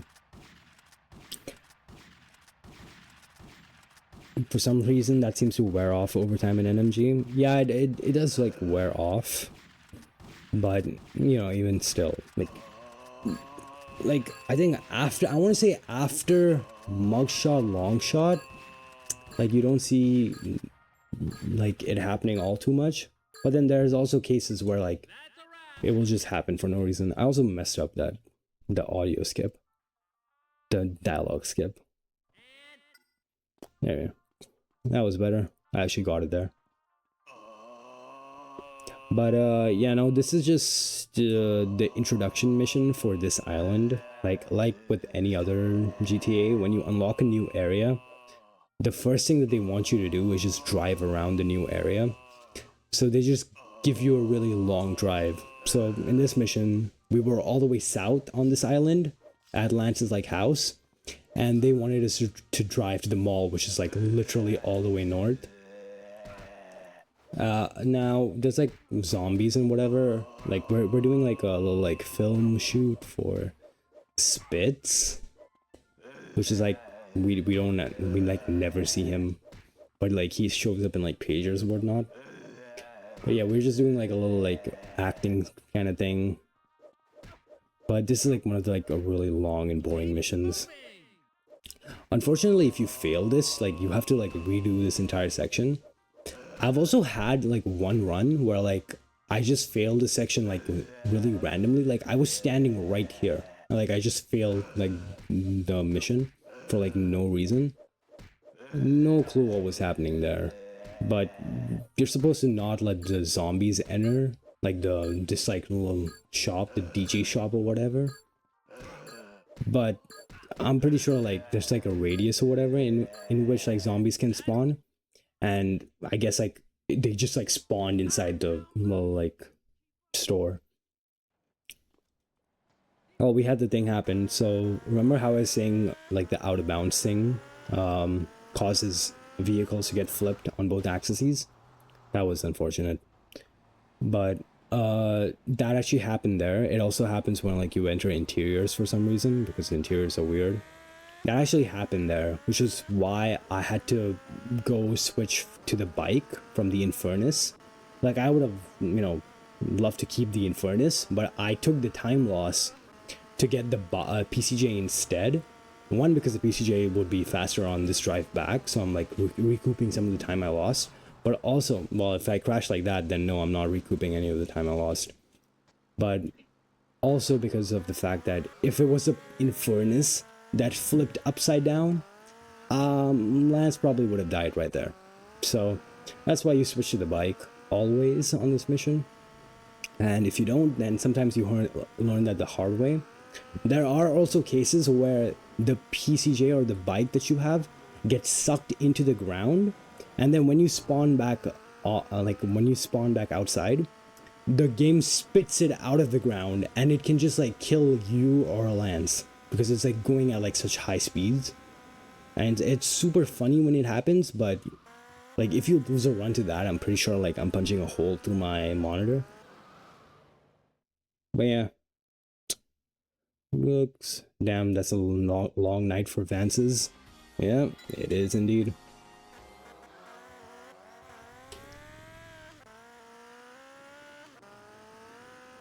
There, okay, now there's like a little thing that can happen here with the, yeah, like that. Like I have no idea why it started playing the other pager instantly, like after the little like payday pager.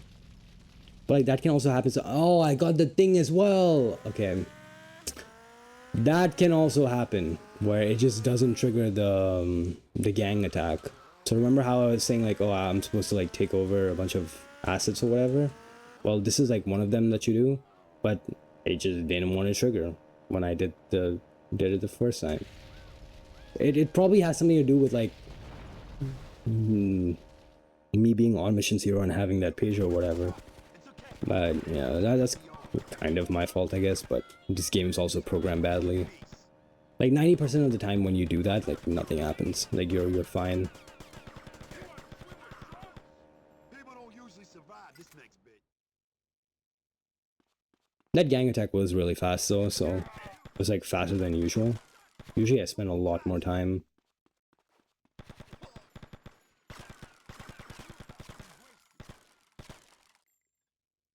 Usually I spend a lot more time on that outside sort of phase because they just like spawn really weirdly, but the game was being nice to me, so I didn't lose that much time, I don't think, but still kind of sucks. Still lost a little bit of time.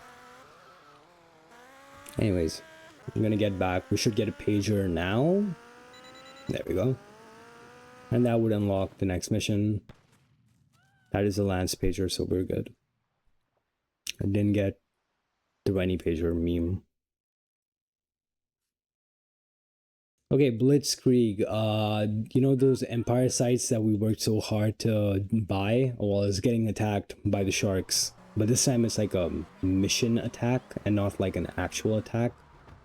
But yeah, it's still like whatever, but we're being attacked by the Mendez crime family now. So another sort of, not, they're not a gang because they don't like own any like empires, but they are kind of vital to the story of the game.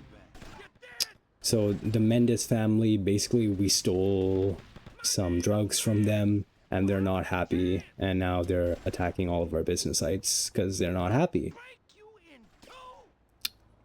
Lance has a lot of like really funny dialogues in this game, especially on this mission and Blitzkrieg Strikes Again, which is like the second part of this mission, which is like, you know, the one where you need like 7 empires instead of the 5 for this one. But yeah, he has some really nice like dialogue in this game. It's well written, but like other than that, there's not much to say about these missions, especially the second one, which we will do in like 2 hours time. It is the worst programmed mission in the game, and it can soft lock, and I'm really hoping that it doesn't soft lock, but knowing that it is literally a marathon run, anything could happen at this point. So I'll never know, but if it happens, it happens. Like, you know, can't really prevent it, can't do anything. That's just kind of this game sometimes. But yeah, speaking of soft locks, you know, like one of the most like infamous like soft lock moments of this game was when I forget who was who was it? I'm forgetting the name, I'm blanking, but then someone like a really popular runner, it might have been Hayward, but he was doing a run of 100% in this game, and he was like right like near the end, like maybe like 12 hours into the run, because it's a really long run. And his like, he was doing vigilante in a Hunter, which is like a helicopter, like the military helicopter or whatever, and it despawned with him inside and just like soft locked him there 12 hours into a Hunter run. Yeah, it was Hayward, yep. Lashenka with the ball knowledge. Velocinator. And he got a soft lock where he couldn't move in any percent. I think I heard of that. And I think he quit the game after that. So, that's unfortunate. It was 18 hours in, if I recall correctly. That's insane. 18 is like, whoo. That has to suck. That's like the worst thing that could happen. Yeah, that is also true. I don't think I have seen it being replicated, but you know, that's VCS. Who knows?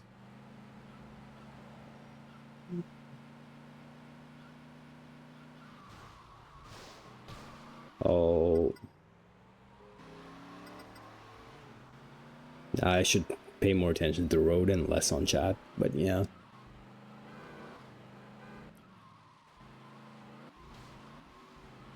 I guess we really didn't explain the story of the game, but I've done it so many times in the past where like a low-key, like, you know, play the game for yourself, no spoilers, kids. But we're gonna like do a little like photo shoot for one of our boys right here, our boy Martinez, Big M. We're just gonna do a little like photo shoot of him, get some candid pics for his Instagram. Calm little mission. But we get a pic with here with his like boy in the FBI car. Don't worry about it.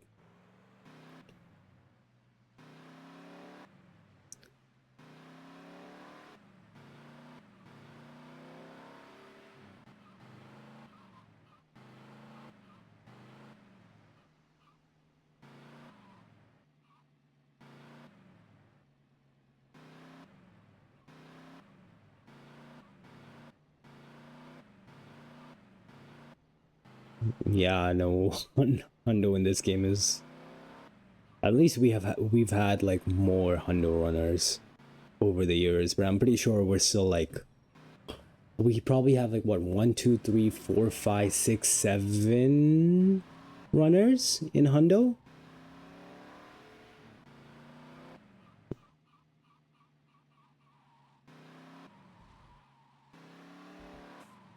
Oh, I said the thing, didn't I? Oh no, I'm not saying it again. We have 7 to 8 runners. Let's keep it at that. Oh, I'm gonna fail the mission. Oh, I failed the mission. Oh, I'm not paying attention. Oh no, wait, that's $30. Okay, start counting. I don't know what I was doing there, but I was supposed to get on the PCJ, then drive over so I don't lose the guys, but I kind of forgot about the just get on the PCJ part, and then I went back, but then it was too late by that point, so I should have just committed to it, but I don't know what I'm doing. I'm so lost right now. Bro got 6-7.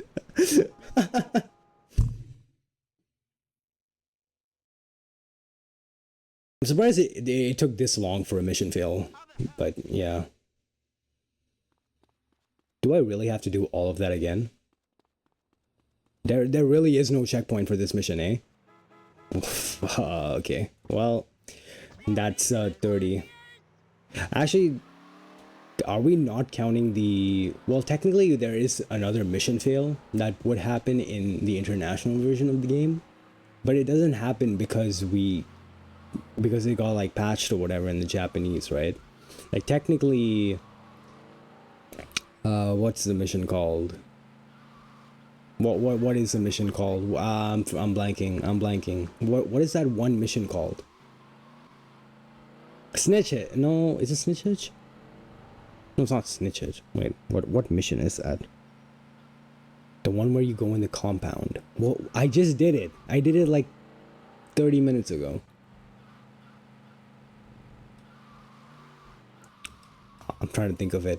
I know I'm getting like flamed in chat like, yo, does this guy even run this game? Bro does not even know the missions. The audition, yeah. Doesn't the audition fail if you do the strat on Hose? Like, are we counting that? Question mark? Like, it doesn't fail on the Japanese version, but then technically speaking, it does fail on the international version, right?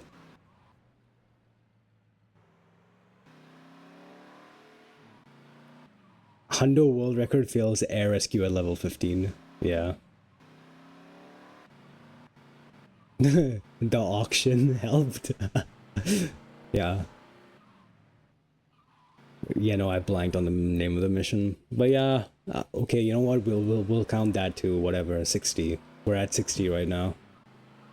Because technically, like, what happens is because we do like that whole interior setup on Hose, it fails when you enter the interior world in the audition. But that only happens in the international version of the game. It doesn't happen on the Japanese version for whatever reason. But I'm still gonna count that as a mission fail. So we're currently at 2 mission fails.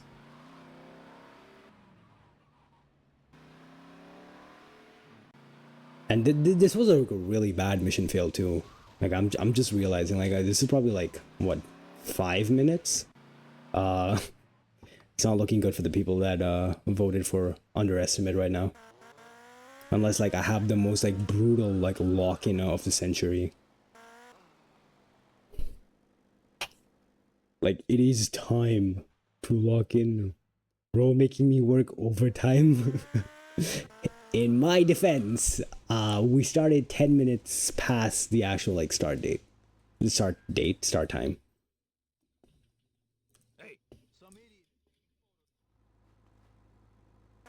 I will try my best not to sandbag the rest of this run and actually be underestimate, but you know, don't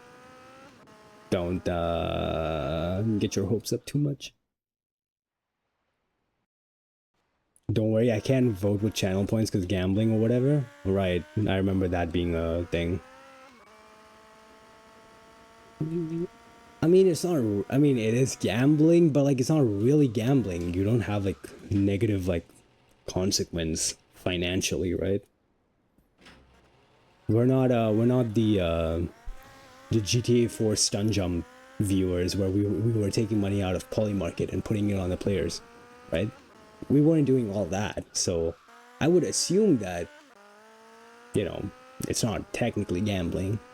It's gambling with like fictitious resources. Like, oh no, I lost my 50k channel points.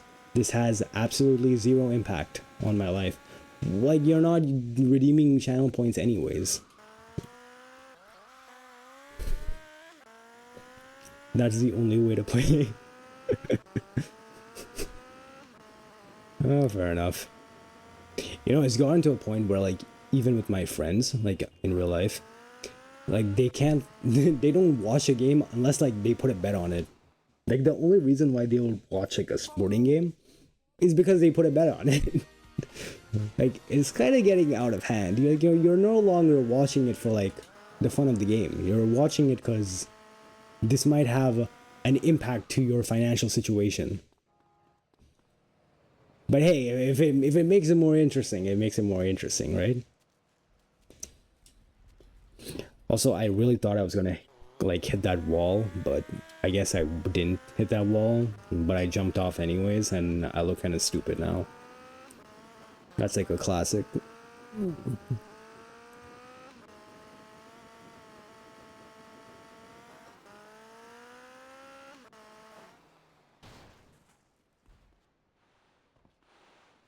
Is it over? Is it over for the estimate? I'm not gonna say anything right now because the world record is also really bad, by the way.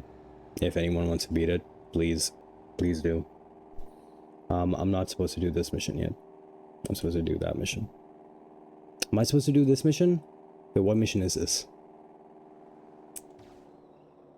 Running without life split was kind of a mistake now that I think about it. Okay, I'm on the right mission now.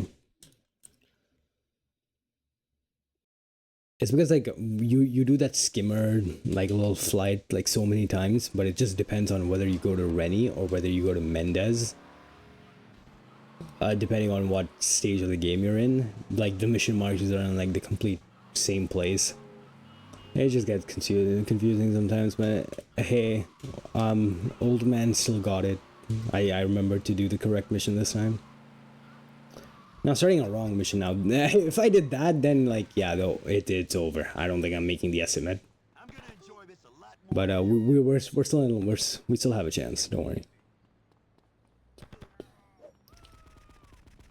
I also have to redeem myself from last year because last year was like a terrible run. It was really bad. I had the same estimate too, but then I'm pretty sure I was like I'm pretty sure even with last year, like it was so terrible, but like I was still like only like 2 minutes or something over estimate, right? Like surely like this mission is going really bad because auto aim is just like doesn't want to shoot like the actual targets, but what can you do?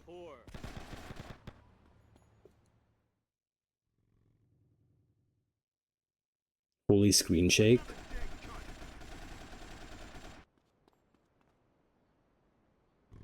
Don't know what that screen shake was, but yeah.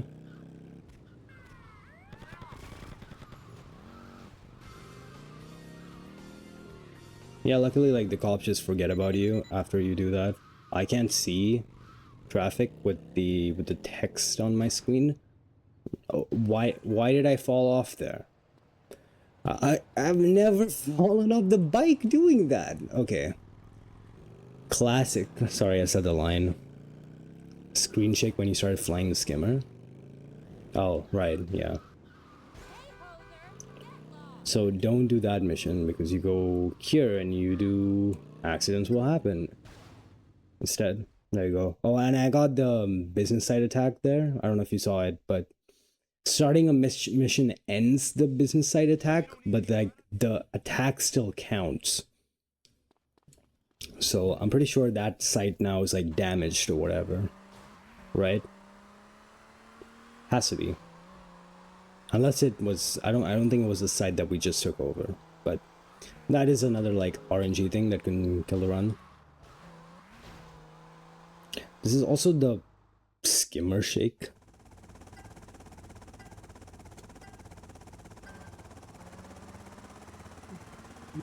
Okay, I'm lost at what chat is saying, but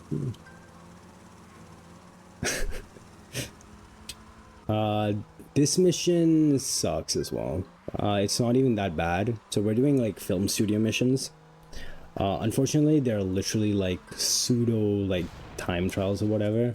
There's a action meter on the right side, and we gotta keep the action up for the little like. Why are the cop cars still there? Okay, that was weird. But we gotta keep this action up. So if we crash into these other red infernuses, it will actually blow them up immediately for whatever reason. I don't know if it's like because they have like zero health or if they're just programmed that way, but it is kind of cool. But otherwise, I've lost so many runs to this mission. Like, it's actually absurd. Like, if you play this mission, like, I'm pretty sure, like 70% of people would have done this mission on their first try. There's absolutely no reason for me to be struggling on this mission, but I've lost so many runs to it. Over, like, random stuff. Like, literally random stuff for no reason. Like hitting the wall there and, like, flying into the ocean is one way that I, like, the run just died. Right? Luckily it didn't happen there. And I don't... Did that car not explode or am I tripping? Okay, whatever. I'm pretty sure that car didn't explode, but anyways, I'm not gonna... That's a Rockstar Leads moment. Anyways, here's the end of the mission. Like, it wasn't that bad of a mission. I'm gonna watch this cutscene a little bit and you're gonna see why later. If I skip the cutscene here, while the car is mid-air, a funny thing happens because the game actually stops the momentum of the car and the car just kind of falls, and I can just take it to the I can just take it now on my way to the next mission, which is kind of funny how that works. But like like who programmed that mission, game?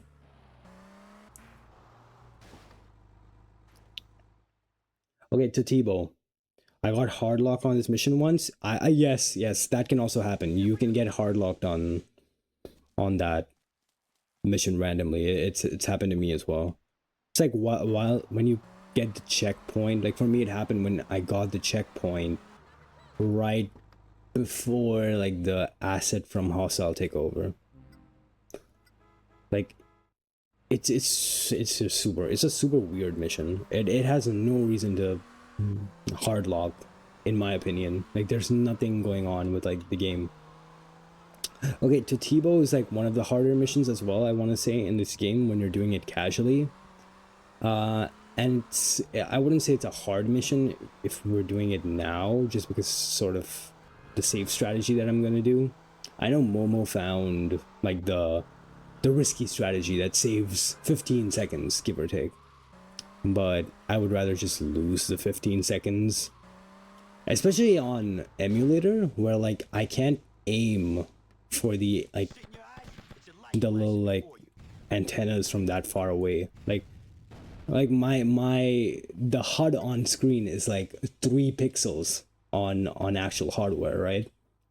I'm not going to be able to shoot these antennas all the way from like the bridge there.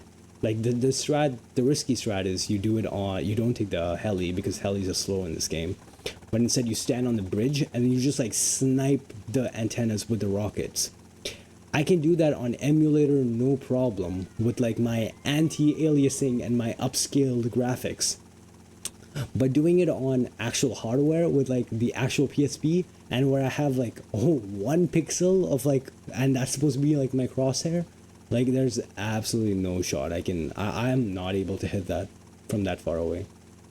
So like in my opinion, that's an emulator only strategy, right? Doing the risky version of this mission.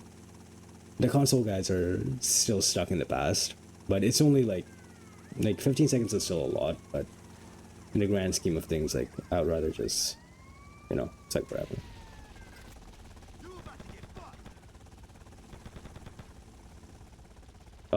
I'm supposed to use the rocket, yeah. I'm saving an RPG there, just because instead I took it out with the Molotov, so I have more rockets on the next mission, where it's gonna come more in handy there, I feel. So it's just something new I started. I used to not do it in the past, but yeah. Me casually introducing strats that highly depend on mouse and VCS. Where is the 20th anniversary edition? When's the 20th anniversary edition coming out? The one where did anything happen to that? Did it get DMCA'd already?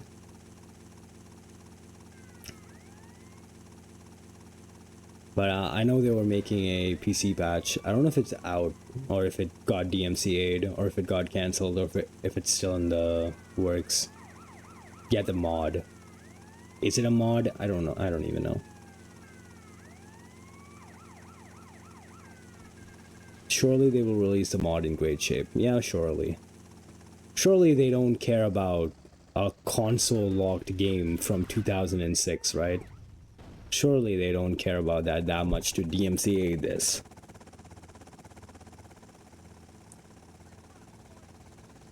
It's a decomp supposedly?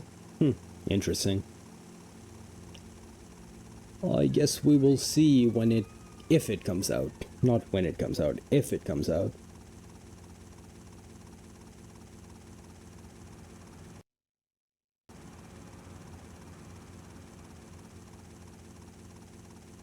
But yeah, we kind of like cheese the mission. This mission gives you 5 stars, but if you're in a helicopter in the air, it kind of doesn't matter.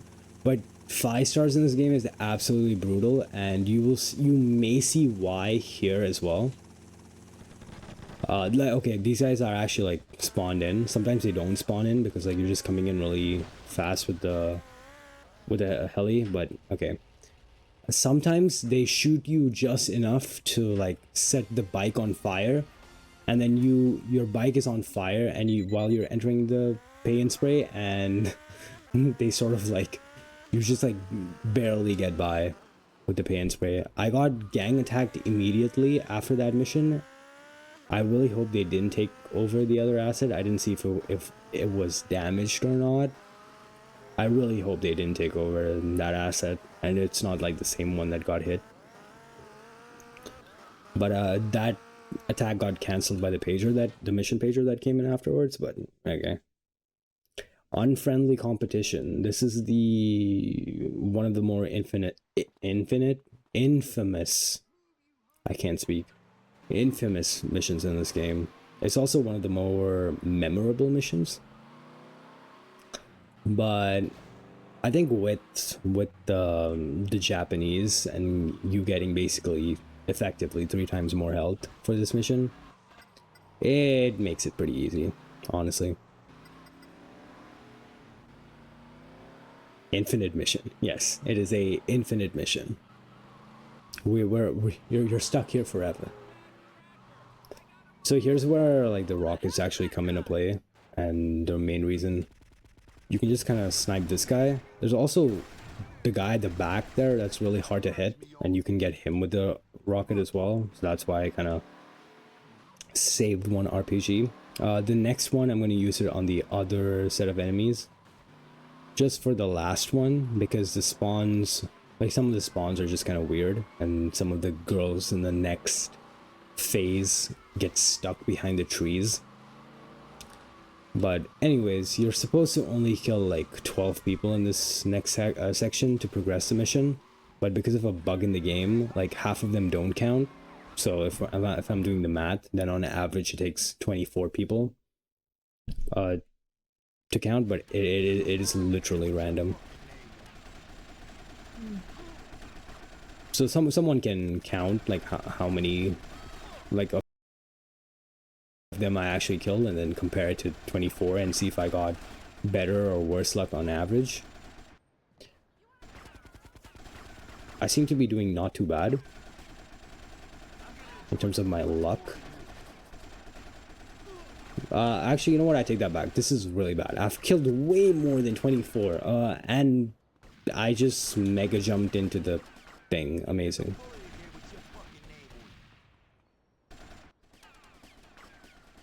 Okay, last two girls. Camera, please. Okay, see, I can't aim, I can't auto aim at them, so this is why you have the rocket launcher. Just in case.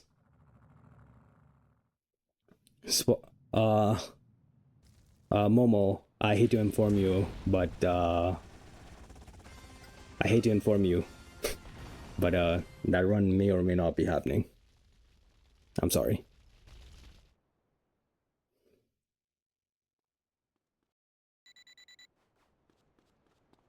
We may not see the all red balloons run. But, yeah, it's unfortunate. At least I can redeem it with one red balloon. We don't get the 99 left balloons, but we get one.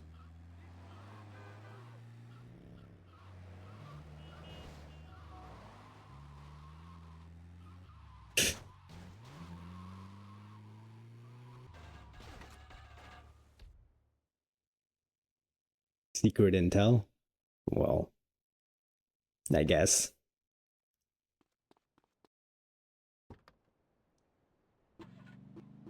There's also a big gun that we have for some reason called this the M249, even though I don't think it's like an actual M249, but that's what we decided to call it. It's a really OP, overpowered gun.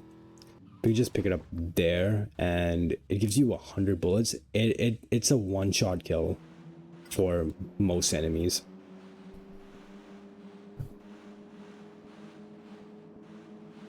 That's just what the game itself calls it. Really? The game calls it big gun? I didn't know that. Yeah, you learn something new every day.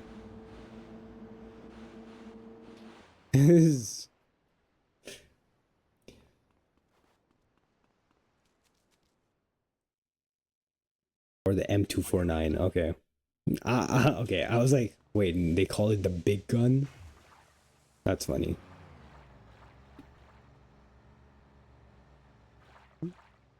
So you're supposed to enter this little like helicopter thingy, and then the next like Gonzalez's boat sort of like, you know, starts like driving off. Oh, by the way, the character from Vice City, Gonzalez, he's here. But you can also just like try to like enter his boat, like just by getting close enough to it, and that will also trigger the next phase of the mission. So it is slightly faster to just sort of like trigger the mission that way and then run all the way back. It looks kind of goofy, but it's an auto scroller at the end of the day. Also, maybe you want to turn down your volume, just because this is one of the louder parts of this game.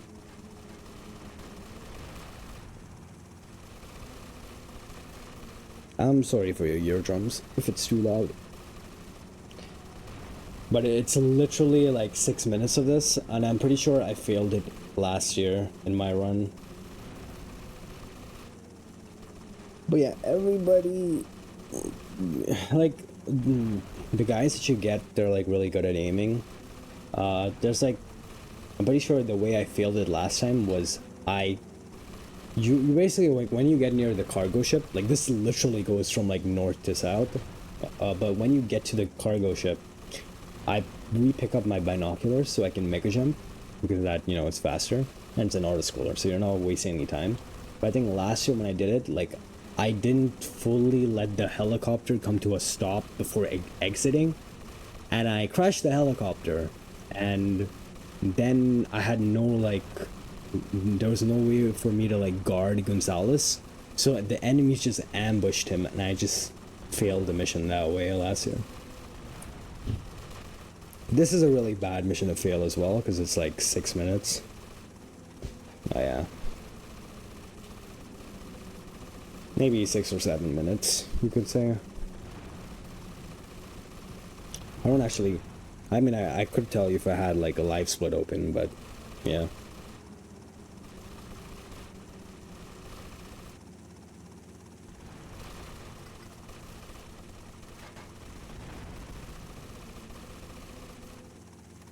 There's also a gun that's actually like I can shoot, so I'm shooting right now.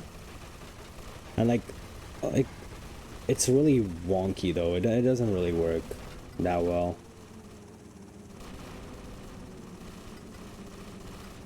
I can try like getting one guy at least. Like this guy. Okay, this guy. This should be an easy target.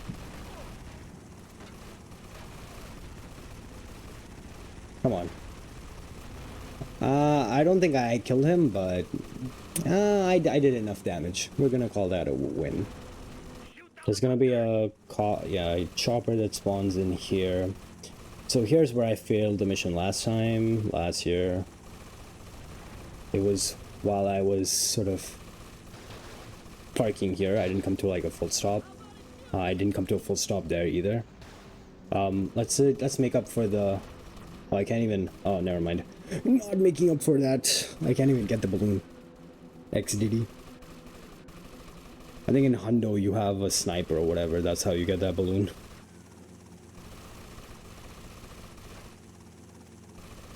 Do you have a sniper in Hundo there?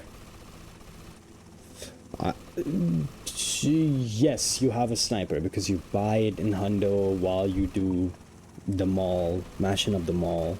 Right after that, you go stop by ammunition and you pick up a bunch of stuff.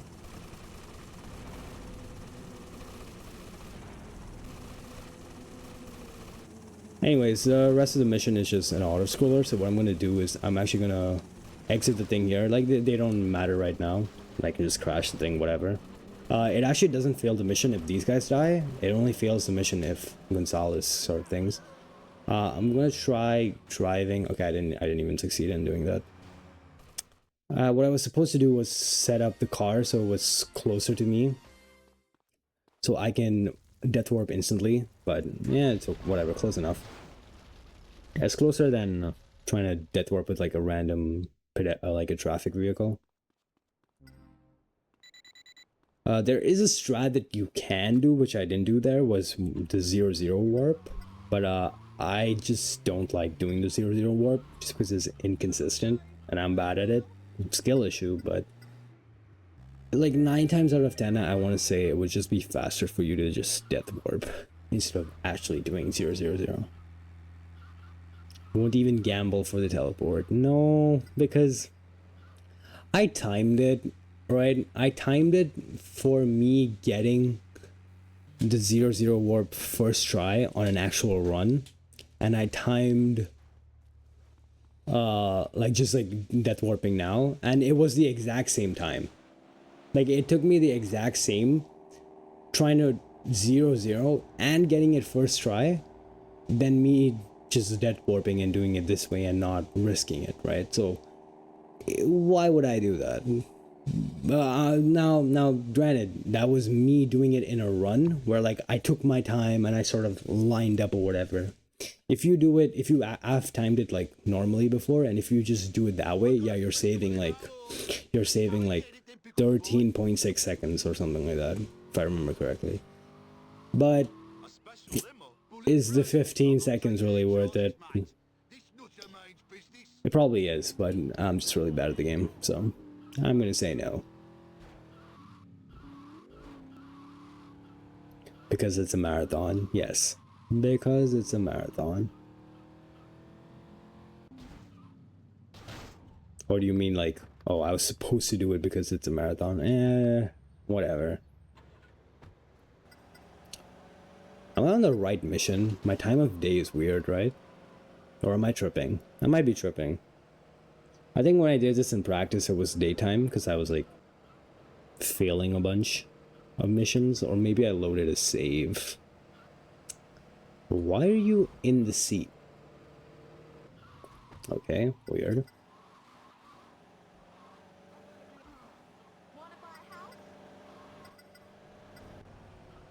Now this guy's literally just in the seat. Barry's not having a good day either. But yeah, if you've seen the name of this mission, this is why we don't have a PC port of this game. Allegedly, not been confirmed. Still a rumor. But we have the one, the only Phil Collins starring as Phil Collins in this game. and he makes his triumphant entrance in Vice City. Right here. There he is, behind the car. Immediately ambushed. For some reason, the limo has really bad turning, but you can, like, do a burnout and turn that way really fast. And that's, like, the fastest way you can sort of turn the car around, which is kind of funny. This limo is bulletproof, but I can still get hit by this guy. Okay, I dodged that guy. But yeah, like, Phil Collins is in town, and we're sort of working as his, like, head of security. Don't worry about it, that was intentional. But we're working as his head of security because he's being ambushed by the... Forelli... One of the mafia families. I want to say Forelli family. It's like Big Smoke's back showing when riding the car. Well, fair enough.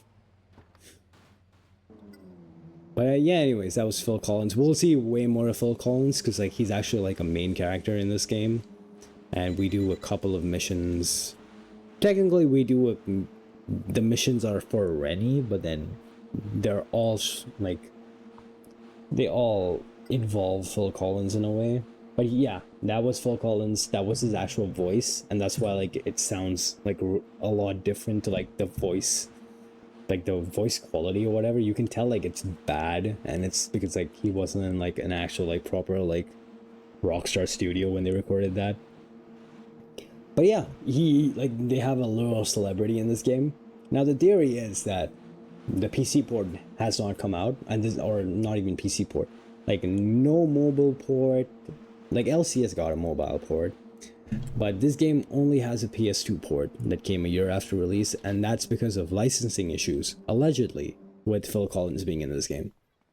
Again, it's not confirmed, right? Like, this is the rumor that's been going around, but it sounds legit enough for, like, people to believe. So this is, like, what we've gone with, I'm pretty sure. Like, yeah, the game hasn't released because Phil Collins, licensing issues, but there's no confirmation on that. It's just skeptics. Yeah, that and the fact that even porting it over, like, are they really getting, like, a lot of sales in that way? Maybe they did LCS, right? But maybe LCS was like a risk that they took just to see, oh, I got the 1.5 second save. Momo, are you happy? Okay, now there is a thing we can do here. And I failed it. We're supposed to do mega jump all the way over the fence on the other side, but oops. My timing was a bit off there, but actually it was, the game lagged actually, and that prevented it from happening. That was it. I actually got ruffled, yeah. Oh well. My health is also kind of low. Oh, wow, they're attacking that business site. Oh, my health is really low now. I'm kind of debating whether or not I'd go pick up the health. Do you get health on this mission? You don't, right? I'm pretty sure you don't get health on this mission. What do I do? Do I stop by, get the health? Yeah, there's no, like, health pickups nearby. I might just stop for... Yeah, I might just stop for the health. Especially considering, like, it's right here. Like, why not? I could have gotten armor. I could have gotten the other health as well by the Malibu Club. That might have been the smarter decision. Well, oh well. Whatever. There's armor here, but I didn't want to pick up the armor because we do a mega jump that saves time, and that would reduce our health. So I didn't want to die in, like, the funniest way possible. But yeah, anyways.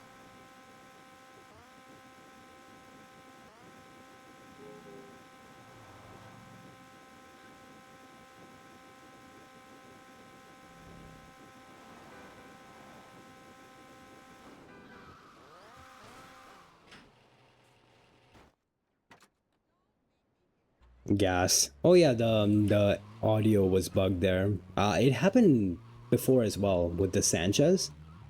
Well, it's surprising that it happens. It happened twice in one run. Usually, like, it's really rare for that to happen. But yeah, the audio gets bugged there, where the audio is like it being stuck in one of the gears, but then the actual speed of the bike is normal. So it's not losing me any time. But yeah, that is a little thing. Also, here's like another animation that is like scripted, but like again, as always, if you jump while you're doing this animation, also while punching with the binoculars, you do a mega jump. So we can do little mega jumps there. Now Vic has had too many Advils, and he's a little bit. He's been lacking sleep lately, right? He's been staying up late, so that's why he's a little dazed right now. Don't worry about it, right? That's what happened. But anyways, some people stole some. I need to come up with like new names. I'm saying paracetamol too much. They stole some cough syrup, right? That we need desperately because we're feeling under the weather. Unfortunately, they're partying here with the cough syrup. So we're just gonna break in and politely ask for the van back. Hey, what nice guys. Looks like they've obliged and they want to return the van with the cough syrup. Ignore the rectangular packaging of the cough syrup, right? Don't worry about it. But yeah, anyways, the reason why I intentionally like drove over two guys there was again for the chaos points thing. Because of the Japanese version. This is actually really bad. I can get busted really easily here. But because of Japanese, if I didn't run over those two guys with the Sanchez, then it would have given me 3 stars. And this mission is already really bad with 2 stars, so 3 stars is even like the worst outcome ever. But yeah, let's keep going. The stinger actually stops my momentum, which is good. Another thing I'm doing, like, you're supposed to be swaying left to right because Vic is like dazed in this mission. But if I hold L while having control set up 1, it locks the camera in place and it just like kind of goes in a straight line. So I'm using that to my advantage to sort of kind of steer the little like van around. But we've taken a lot of damage. I'm probably on like, I want to say like 15 HP on this vehicle. But here's the end of the mission. We did not fail it, did not get busted. So we're still at 60. We're still at $60 right now. I hope everybody is keeping track. But anyways, we do a quick little death warp here.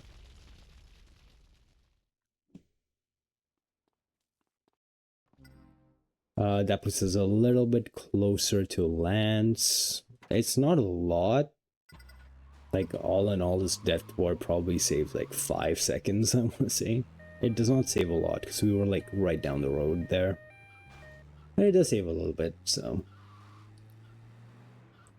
What is the next mission? Okay, I know, wait. I know what mission it is, I just don't know the mission name without actually looking at it. Taking the fall. Yeah, it is that mission. Basically, Lance wants to go on a little rampage because he's Lance. So we're gonna go attack the bikers for absolutely no reason. Like, the bikers are just chilling and they're driving down the street, and Lance kind of just doesn't like them. So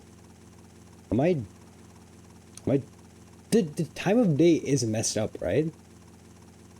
No, the time of day has to be messed up. It's usually daytime. It's probably because I failed that one mission. But the time of day is messed up. It is not supposed to be nighttime here, unless I'm muscle memory doing the wrong mission, which is also possible.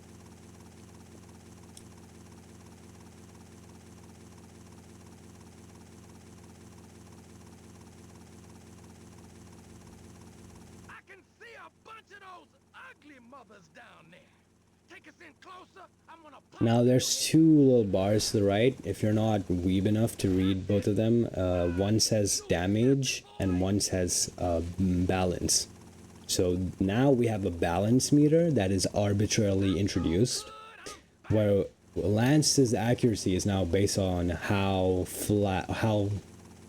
parallel the helicopter is with the ground. So the more parallel it is with the ground, the better his aim will be. So right now, like when it's tilted forwards, like he's gonna have zero balance and he's not gonna be able to shoot. But if I go flat like that, then now he gets some balance and then he will start to shoot. Again, it was not something that was there in the previous missions when we had a helicopter and we had guys sticking around the sides of it. And you know, it's kind of weird, but yeah, it's whatever. It's not a bad mechanic, but it is kind of silly.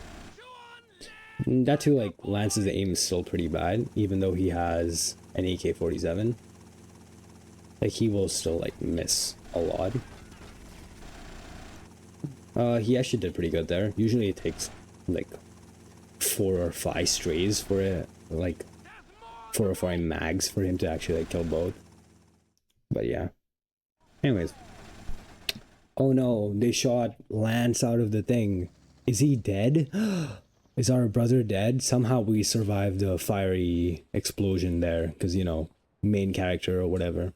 But Lance is not the main character, so let's go check up on him. Let's see if he's doing alright. If he, you know, died and we don't have the events of Vice City parallel storylines? Question mark?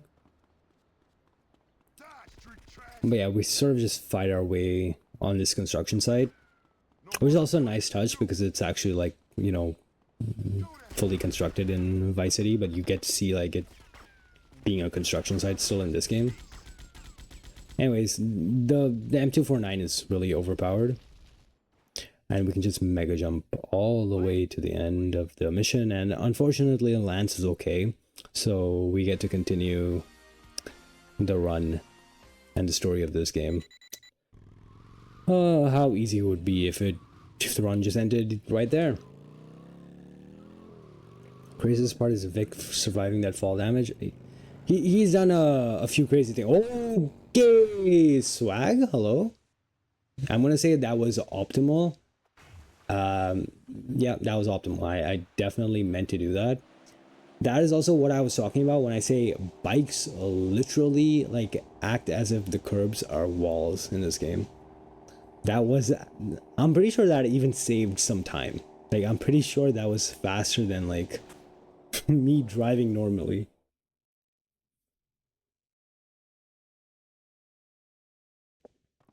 But yeah, I have no idea why that happened. To me, like that shouldn't happen.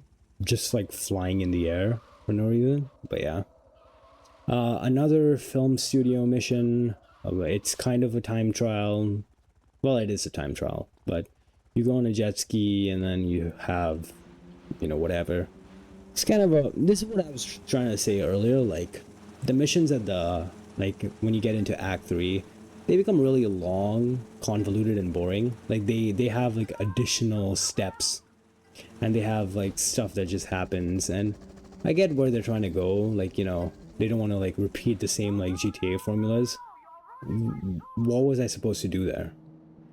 Like how would I have avoided the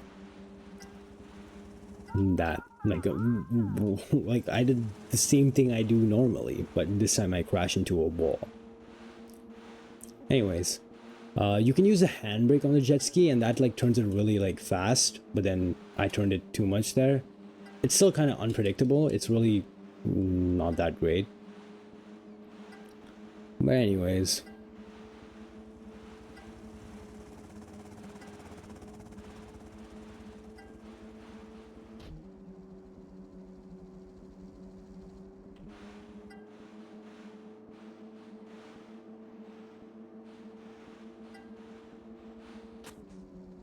Chad, can you believe it is nearly time for in-person? Indeed. But don't we have tomorrow online as well? But it is getting closer. We are getting close to the in-person section. of GTA Marathon, trademark. At Portsmouth University, trademark. Raising money for the British Red Cross, trademark. Why are you aura farming with that one jump? What jump? I don't even know. Anyways, I do that camera thing on purpose, by the way. If you notice, like sometimes when I enter like vehicles, like I do the camera thing where like the camera goes like really far and then it comes back. That is something that I do on purpose.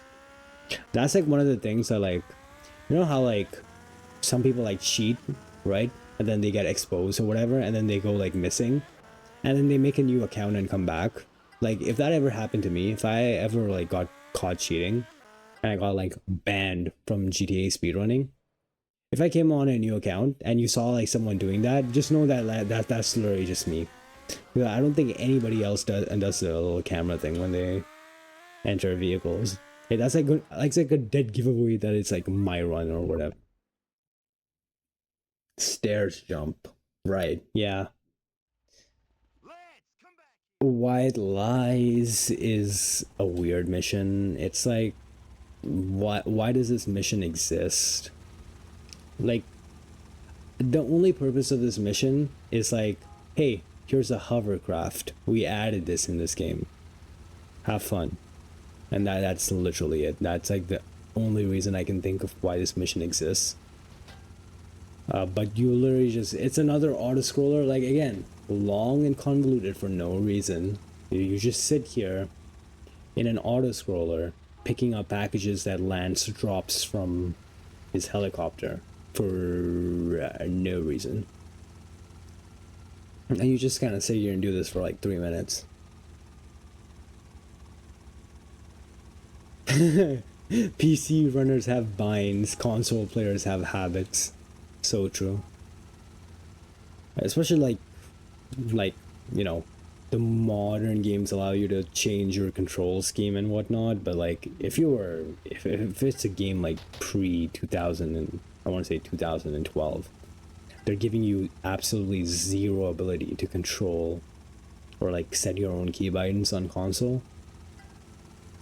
So you just kind of have to deal with what control scheme you got, which makes you more versatile. But like I also get the appeal of like some games having the sprint button, like, you know, on whatever, like, but you would prefer it if it was just like L3, right? Because that's like standard for games nowadays. Same thing with like crouch. Like some games have crouch on like R3, but some games have crouch on circle. It's not like real right answer, but you know, in the good old days, you kind of just have to accept what you were given by the devs. But nowadays, people are more cranky and they want customizable layouts and the ability to change my keybinds even on console.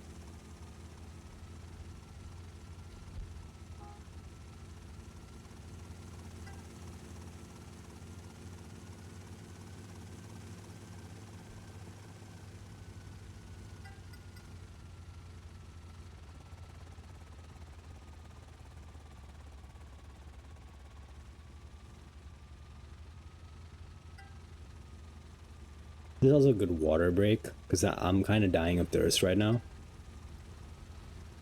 But yeah.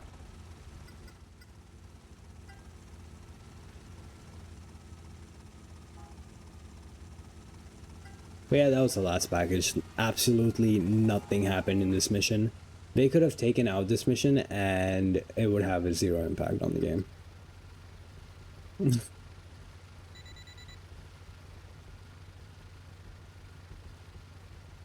Me 1 day spent with Lance. Me 15 days with Lance. Me when I am Lance's brother and have to see him every single day. This is what Lance does to a guy.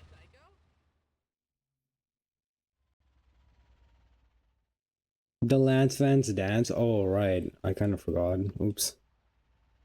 Yeah, you do the Lance Vance dance in that cutscene, the infamous Lance Vance dance, but I kind of forgot. I didn't wait. The MP5 model has like actual iron sights. I didn't know that. That's so cool. But look at that. Wait, I'm gonna do it again. Wait, watch. Like, look, it has like iron sights. It's actually pretty cool. It doesn't look like it has iron sights from when you hold it in your hand, which is why I'm kind of surprised. But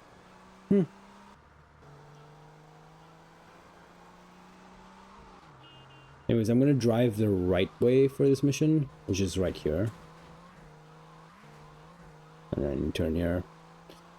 So Louise, do you guys remember Louise? Yeah, I know. We haven't seen Louise in such a while. I kind of forgot she was a character, but Louise is being attacked, and she just got kidnapped. But yeah, no, she told us to come help her out or something like that. But they're fighting right now. Like, you know, they're taking some like average relationship things. They're just like fighting for like absolutely zero reason. But yeah, she gets kidnapped by like the Mendes guys, I believe, if I remember the story correctly. No, wait, it wouldn't be Mendes. It would be Martinez, because we're working for Mendes right now. Yeah, I think it's Martinez, which still doesn't make sense because like Martinez was working for Mendes. So if he like unless they cut, I mean, I guess they might have cut ties with him after you framed him in that one mission where we took like Instagram photos for him. But yeah, I guess it makes sense. He's just not happy with us. Anyways, this is RNG. Oh, G is actually here, so I gotta kill everyone here now. But yeah, it's RNG whether she shows up. This is like the classic like Rockstar formula. 3 locations. The first location that you go to, it's going to be a 0% chance of Louise actually being there, and then after that it's a 50-50 chance. So we actually got good luck there because it was the one nearer to us. So good RNG, we're saving some time. Kind of offsets the bad RNG we had earlier where we lost a lot of time, but nah, honestly still doesn't save like that. It's not like a humongous time save. But also, like, I'm used to like having like a tire popped or whatever here, but we don't. We're almost getting to the best mission in the game. Not right now. After in 1 mission's time. Trust me, the best mission of the game. Stay tuned. But before that, we have to do another mission for Phil Collins. First person mod when? Yeah, I know. We need that first person mod. So I can like drift on the streets like that. I should stop sandbagging. I'm sorry. Okay, Kill Phil Part 2. Make sure that you are, when you enter the mission marker, you are looking in the direction of this car. So as you see there, I was kind of facing northwest when I entered into this. And if you do that, then the car will actually spawn in correctly. Otherwise, the car literally won't spawn in. And like you're just like in the middle of like a film studio with a 0 vehicle. But yeah, no. If you do it correctly, then we get the deluxer to spawn. And this is, yeah, the second Kill Phil Part 2. So they're trying to assassinate my boy Phil Collins again. But we're gonna go save him as the head of security at Phil Collins Limited. But at this time, it's the Forelli family have gone, you know, one step further. It's not just attacking him on the streets anymore. They're now looking to blow up the entire auditorium where he's supposed to perform in a few days. If you didn't know, he is having... the reason he's here is because of a concert, of course. He's Phil Collins. But he's having his rehearsal today, and it seems like we're having a little bit of complaints from the staff here. So we're gonna go check it out. Oh, what do you know? They have assassins in the building. Huh, that's interesting. I'm pretty sure it's fine. It's not like they have like a bomb planted somewhere or something. But anyways, we're just gonna go around the auditorium and just, you know, clear it out. You know, take the trash out. We see a couple of trash here. Just like quickly deal with them. One fun thing about the BMX is that if you just lean forward, you get infinite momentum this way. And there is no speed cap to that. You don't even have to pedal on the bike. Like, I'm not holding the X. Like, I'm literally just holding X and looking forward. I'm not pedaling. And it's just like, I just gain so much momentum. And it has no cap. So theoretically, fastest vehicle in the game is the BMX. But I don't think we have like a road that is like straight and long enough for it to actually like reach like the top speed of like the other vehicles. So, but theoretically, the fastest vehicle in the game is the BMX bike. Anyways, we save this guy for last because he's the closest to us and he drops a key card. We're gonna go check the basement. I'm sure there's like no bomb planted there or anything. Surely it's all fine. Oh no, they've planted a bomb in the basement. Oh, who would have seen that coming? Anyways, we're just gonna clear out the place once again. Oh, I'm gonna die. Why didn't it? He just doesn't want to shoot. There is a weird thing that can happen with the animation sometimes where like he'll begin to pull out the weapon, but then he won't actually, like Vic won't actually like shoot because it's like stuck or whatever. But anyways, I almost died there, but we somehow scraped by. I want to say it was all skill, but it was kind of luck that I didn't die there.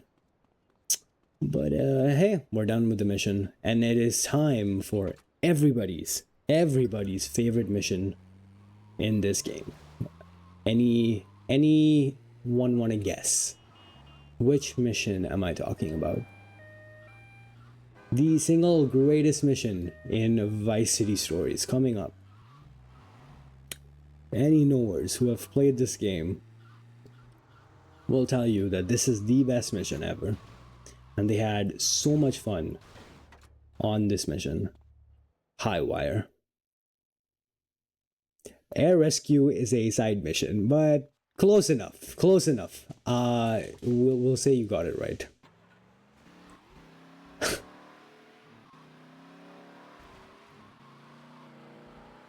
And you'll see, if you've never played this game before, you will realize very quickly why this is the worst mission in the game. I was also supposed to jump out a little bit earlier, but so I don't get like stuck in the water there for like 3 seconds, but oh well. At least you can also die that way. If you jump out like at the wrong time, Vic kind of gets submerged below the vehicle, and then he kind of forgets that he can just swim, and then at that, like, the vehicle is literally like buoyant enough to like float on the water, and he will just drown, which is kind of funny. Like, it makes absolutely no sense. But yeah, you can actually die there.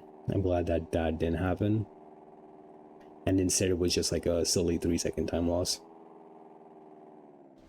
Light My Pyre is the worst. Do I want to agree with that? I want to agree with you, but I still think this mission is the worst mission in the game. Light My Pyre is a close second. No, Light My Pyre is second. For me at least. This is number 1. Light My Pyre second. Accidents Will Happen third. There, that's my top 3. Some people are gonna come at me with pitchforks for putting Accidents Will Happen on the same tier as High Wire and Light My Pyre. But yeah, Blitzkrieg Strikes Again. I'm putting that in 4th, honestly. Let's rank the side missions. Number 1, worst side mission in the game, Air Rescue. Glad we could agree. Collectively, the human the entirety of the human population, society as a whole, can come to agreements on topics, right?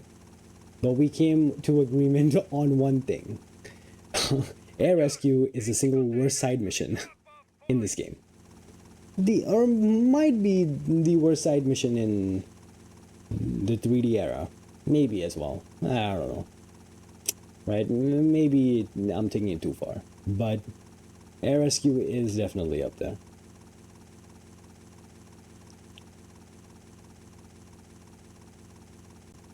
Why do you hate accidents will happen? Because I've lost runs to it. I know it's like your favorite mission or whatever, I'm pretty sure, but I absolutely hate that mission. Oh hey, a plane. Yeah, Blitzkrieg Strikes Again also. It's pretty bad. Like, it's literally the same mission, but you do it again. But the reason why you do it again from a plot perspective is because, like, it's like, oh, all of like Vic's friends, all of the friends and family have come here together to help Vic this time in, you know, securing his assets.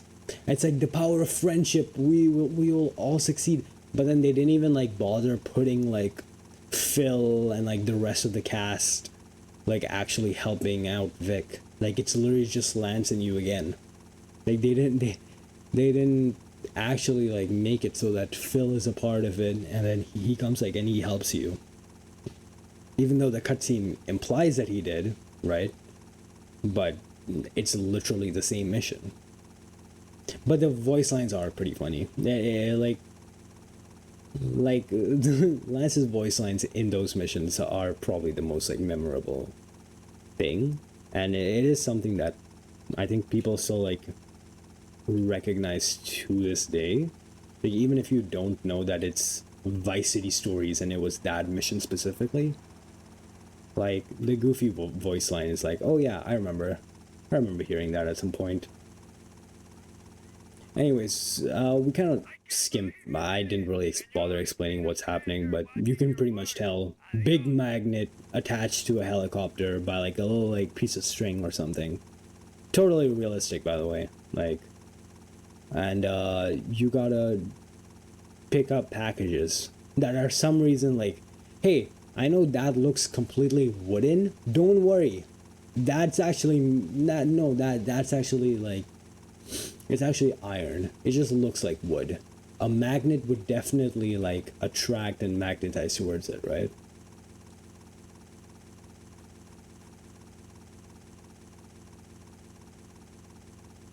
Like, there's no way that's supposed to be metal.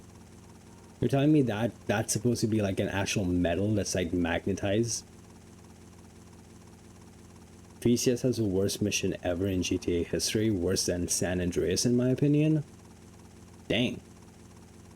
I mean, yeah, I get where you're coming from though. This, if you're talking about this mission, like this, like, it's just like weird. Like, why are we doing this? Like, the first one was, okay, you drive from like the north to south on the first island to go from the like garbage, like not the garbage lot, the junkyard, to go pick up the first package. Sure, north to south flight. Then it wants you to go all the way from the west side of the first island to the east side of the second island to go pick up another package. And then it wants you to drive back. Sure, fine. Why not?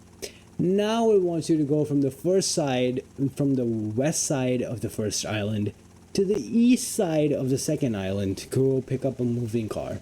Like, why? Why are we doing this? It has, like, whose idea was it to come up with this mission?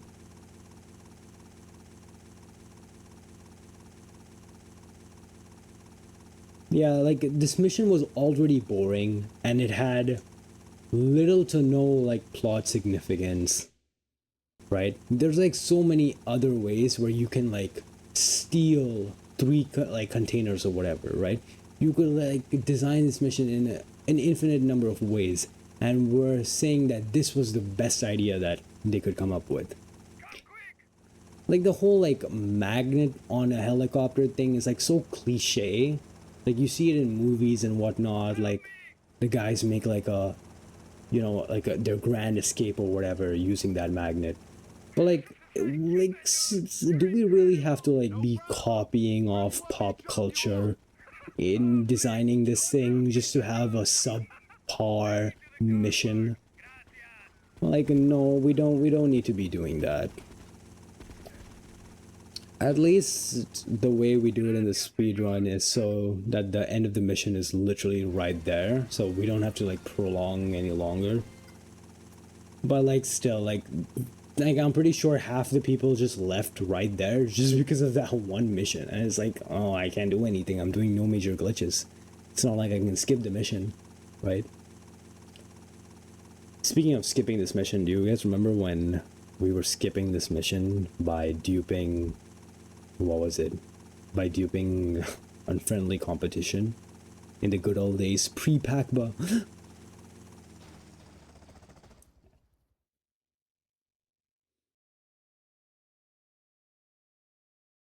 Vice is a big city.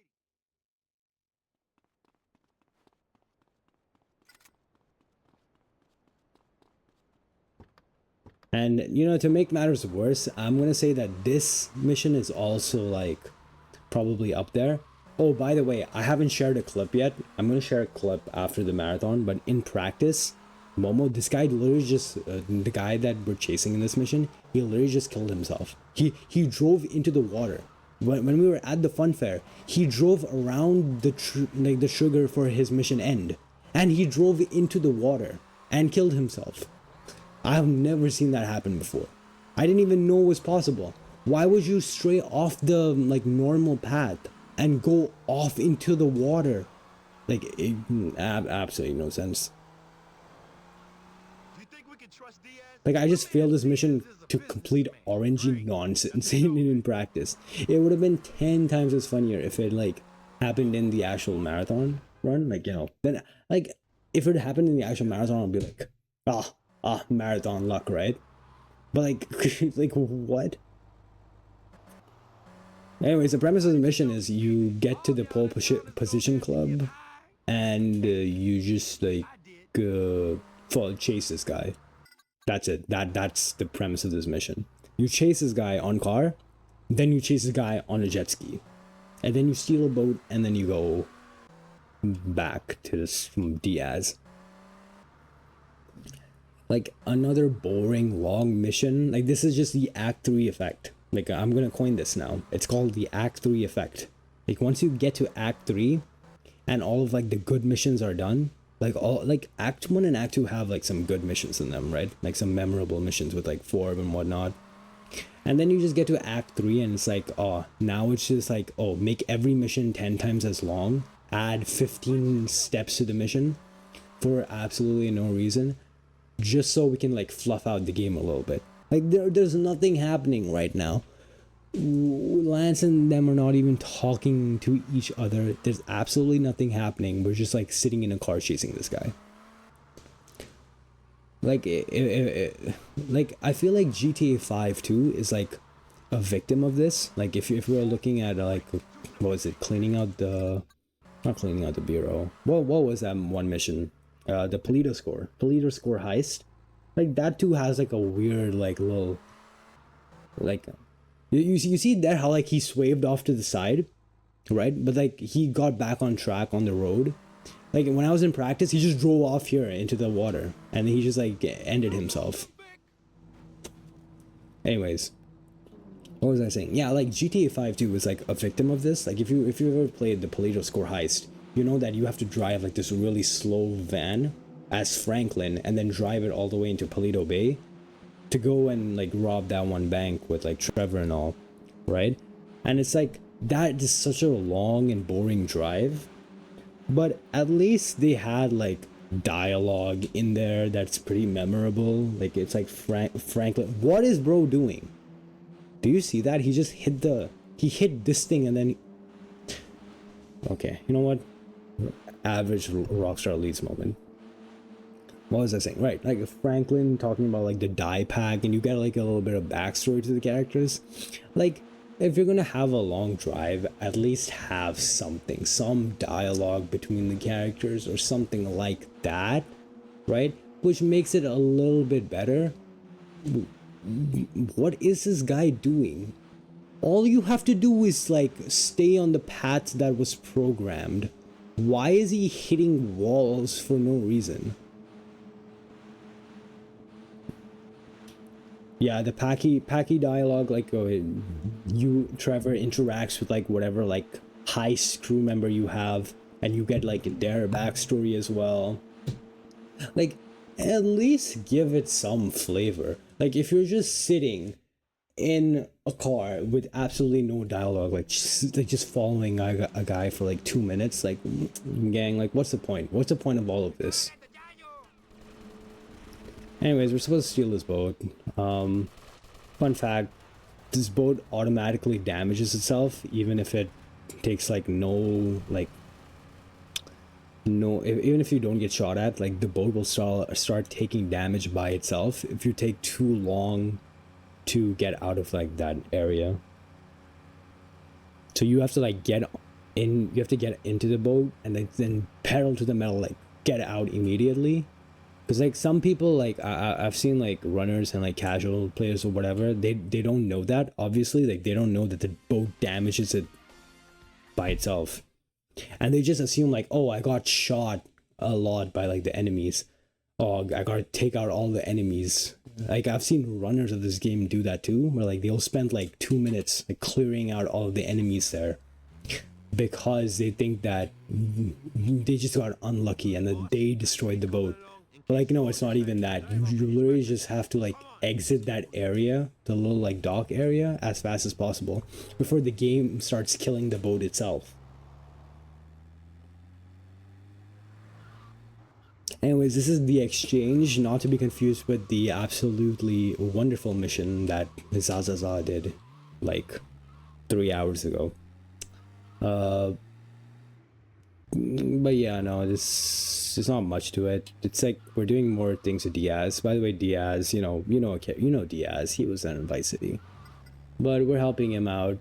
There's this guy that, yeah, no, he is his shirt different? His shirt is normally like purple. He has an orange shirt today.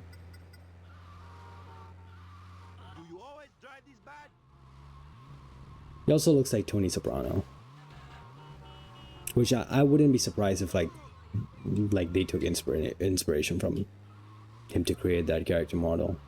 But yeah, where am I driving? Oops.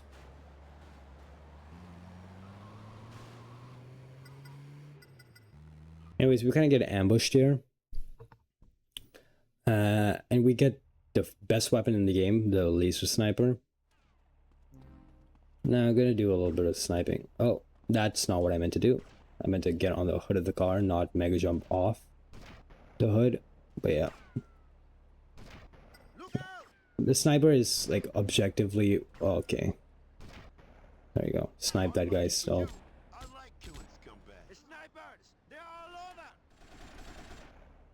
But anyways, for the last few guys, basically what happens is that yes, they're out of range normally. Like I think one of the guys is in range, right? The one that's like here on the left, he's like the closest to us and he's in range.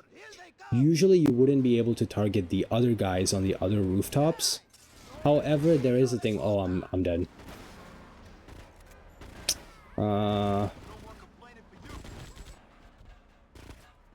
Okay. We're just dead. Yeah. Okay. Yeah, there's nothing I could have done there. There's like absolutely nothing I could have done there. I'm just got unlucky. Like if that guy catches up, to you, the guy that's driving south on that road, then you just kind of get ambushed. I am hardcore winning the prediction. Yeah, you probably are. Hard mission. It's more like stupid mission. It's not even hard mission, right? Like that was just like basically RNG. Like watch, like it's such a slow truck, right? Like you can't outrun it. You just kind of have to hope that the other vehicles, like the sentinels that are catching up to you, don't catch up to you, and they sort of just like, you know, like crash into a wall somewhere or something, right? Anyways, we had trip skip for that, so we skipped a bit of the drive. So it's only like a 2-minute time loss. It's not like catastrophic or whatever. But it is still like kind of irritating. I would love to know what pace I'm on right now, but I don't have live split open. Oh, that is the third fail, right? So the 2+1, that's third fail, so that's what, 90 quid? Like, see, look there. What? Explain to me what I did different between this run and the run right before this. Right? Like, this attempt and the attempt before this, what exactly was different there? Like, nothing. But, like, I have 0 guys chasing me now, and I had guys chasing me back then. So, anyways, you can't win them all. There's a bunch of more spawns that can sort of mess with you, especially one spawn that is right on the bridge that goes into Starfish Island. But if you sort of drive on the grass here and don't make contact with the actual road, that guy won't spawn in. So usually there'll be a guy waiting right here who will ambush us, but we don't have to worry about that anymore. We can just low-key just go.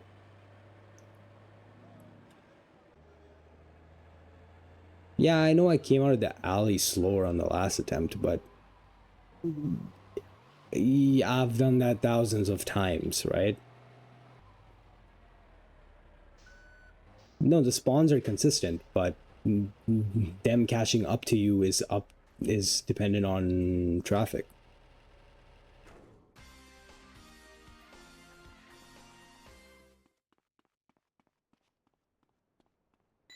Anyways.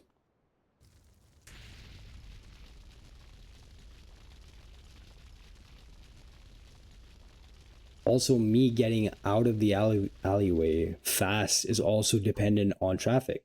Like, if there's a car in front of me and I don't want to hit the car because it's at a bad angle, I'm going to slow down. And if I slow down, that means that they'll catch up to me. So again, it's really just dependent on luck and traffic.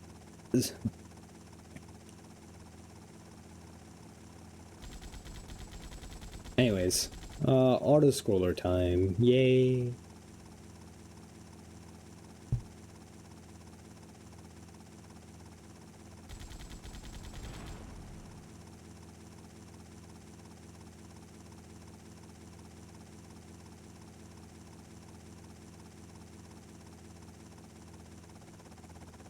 Anyways, this is Gonzalez, and he's leaving the country, I'm pretty sure.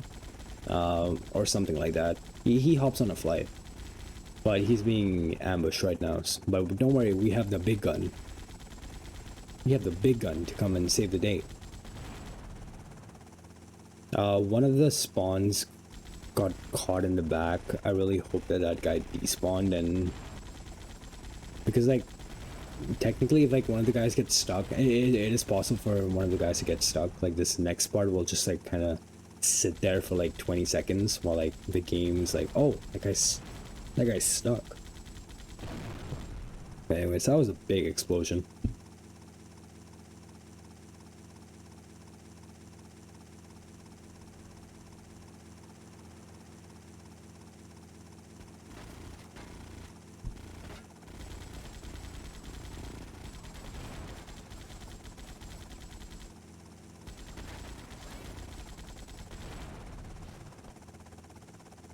Yeah, I'm gonna go water break. Remember to hydrate yourselves, everyone.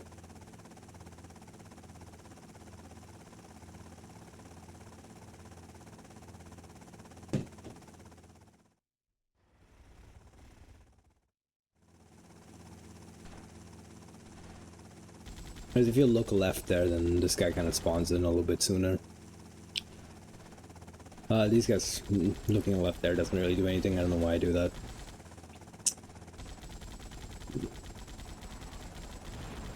Oh wow, look, that guy usually doesn't spawn there. actually saved sometime. I've never seen that spawn before. That actually helped me quite. That actually helped me save maybe like 5 seconds, 10 seconds. Usually there's like 2 cars that come from the opposite end. But because that car spawned like underneath me, that's pretty nice. Anyways.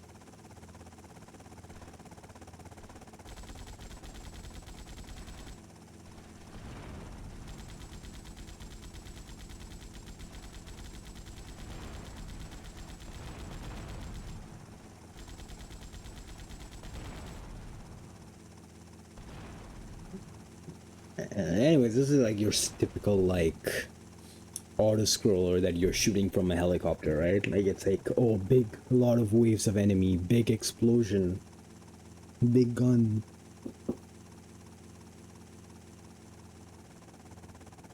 But yeah.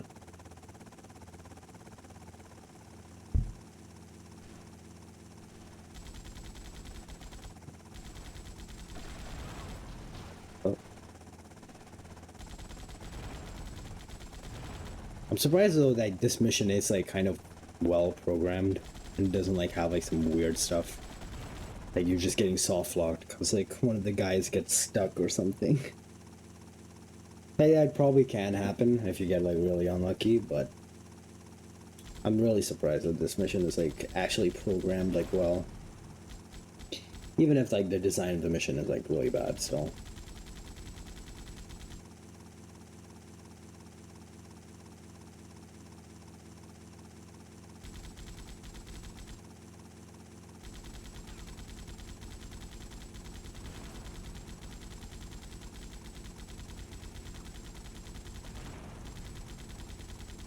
Oh, I need to hit aim labs. My aim is terrible.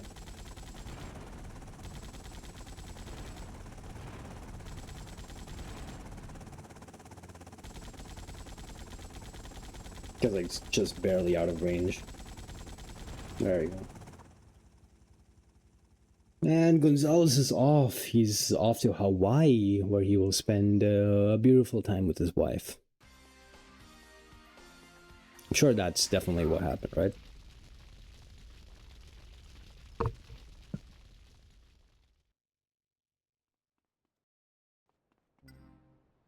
By the way, if you've ever noticed, like, I run a little bit after the mission ends and then throw a Molotov. One, that's so I get to a location where I know that my Molotov is not going to fall through the ground. But secondly, like, it also doesn't matter because the way death warps work after a mission pass is kind of on a timer. The actual like fade to white or whatever and teleporting into the hospital doesn't actually start until like the mission text disappears fully off of your screen. So even if you see me like run a little bit after a mission, like yeah, that's not actually costing me time. It just kind of looks that way.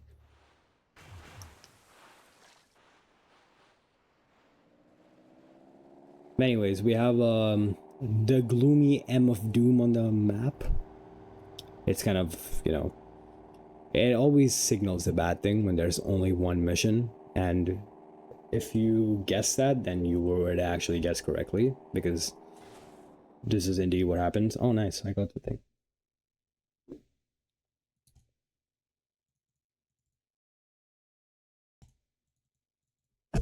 Okay, there's a cool strat you can do on this mission that I found, but I'm also really bad at doing it. There's an invisible trigger here that most people didn't know about, which is why I'm pretty sure like this trap wasn't found like a couple of years ago, and it took like me like 2 years ago or a year ago to find it. But basically you can just snipe these valves right from like the starting location here, instead of actually like going through the maze and whatever.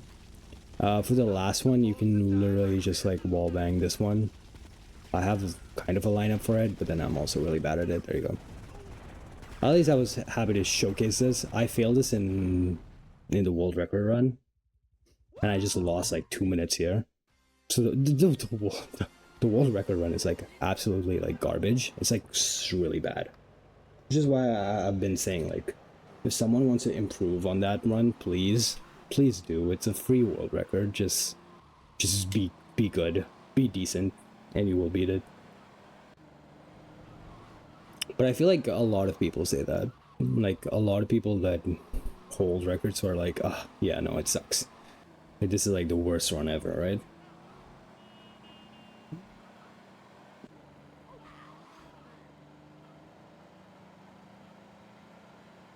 Anyways, we're supposed to take over another Empire site. So although there's a mission on the map, the mission won't actually start. It will give you like a funny like haha cutscene if you try to enter it right now, because we don't have 7 business sites. So I'm gonna pick up one more business sites. I'm gonna hope, and I'm pretty sure I didn't get attacked in the meantime. I think I got attacked maybe twice in this run. I didn't get attacked anymore, so we should still be good on the other business sites. So this will be the last business site takeover that we have to do. Why did that not blow up? But anyways.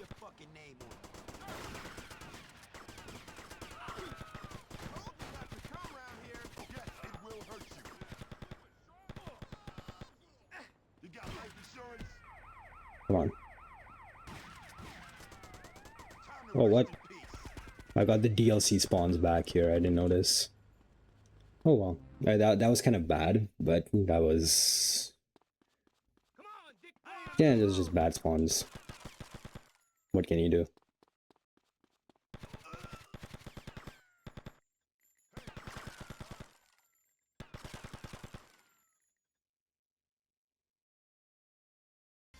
This will be the last one. We just make it a low rise protection racket because that's the cheapest thing that we can do.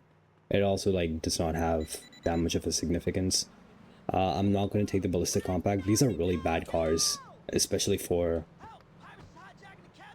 that. Maybe the Sentinel would have been better, but usually you get like a Stinger or like an Infernus or something here, like the Phoenix, but no, I got a Washington.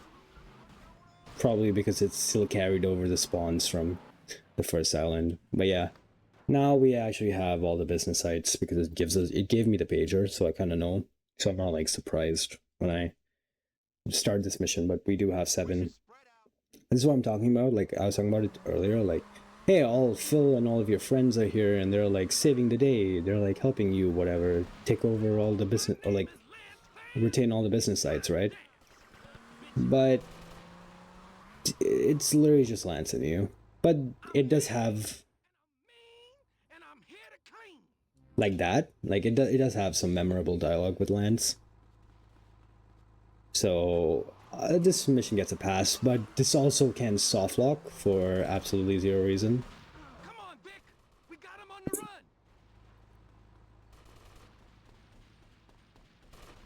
Lance actually did a pretty good job taking out all of these people. It's like, yeah, it's like only these guys. Wow, I'm actually surprised. I parked really far away for like no reason too. Anyways. Bye-bye. Yeah, I don't know why I parked this far away. Lance actually did help there. We actually took out most of the enemies, which is kind of rare. Usually you take out like at least like 10 enemies by yourself. But he did good. He did good. We can't hate on Lance always, because there are moments where like he just decides to like rise to, you know, his full potential. Lance Vance Raider, classic line right there.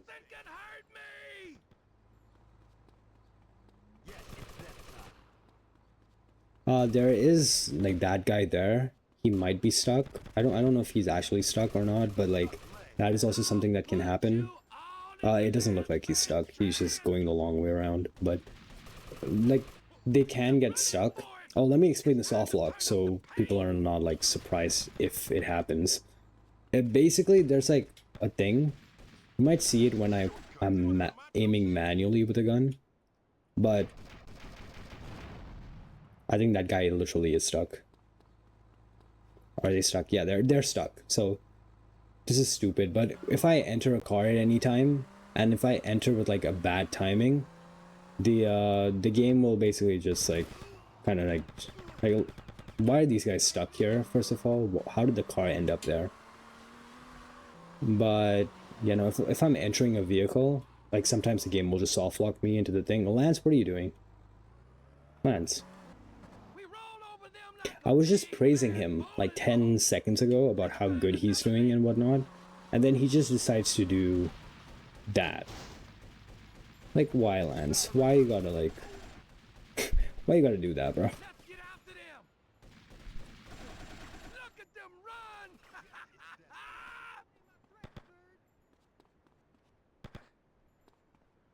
We're kicking their asses.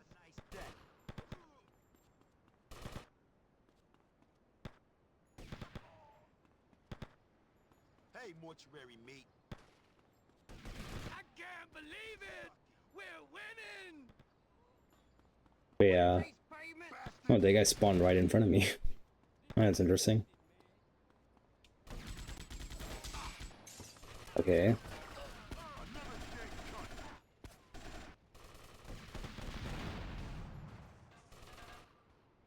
Oh, lag.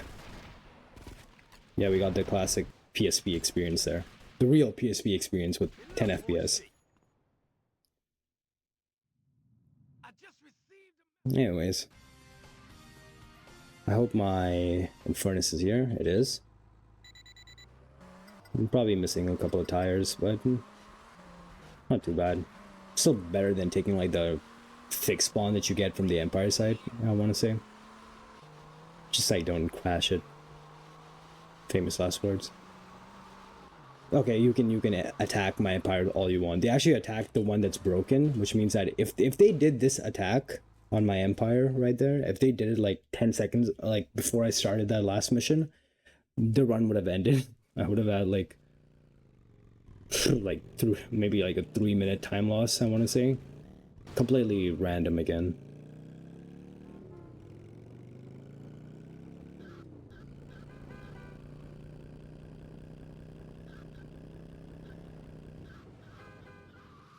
Yeah, it's like 30 minutes more until the end of the game, so could be underestimate, but it really depends on how these last few missions go. And let me tell you, the last few missions are pretty brutal. It also doesn't help if I'm doing that. Why is there an Infernus there?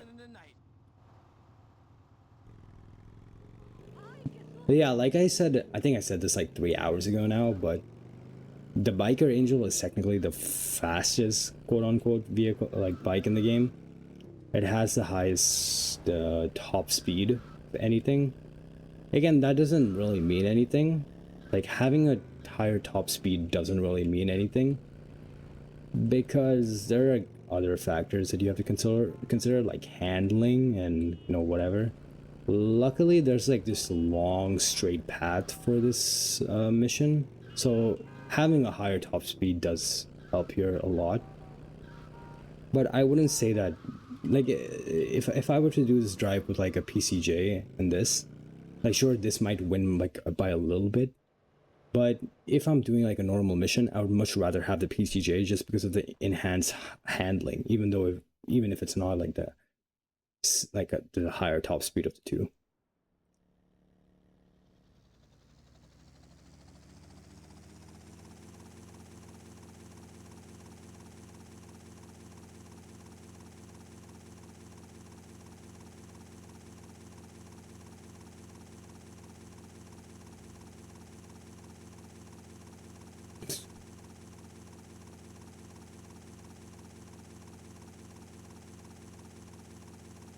The car spawns there can be camera manipped, so you can try to get them in like a good spot or whatever.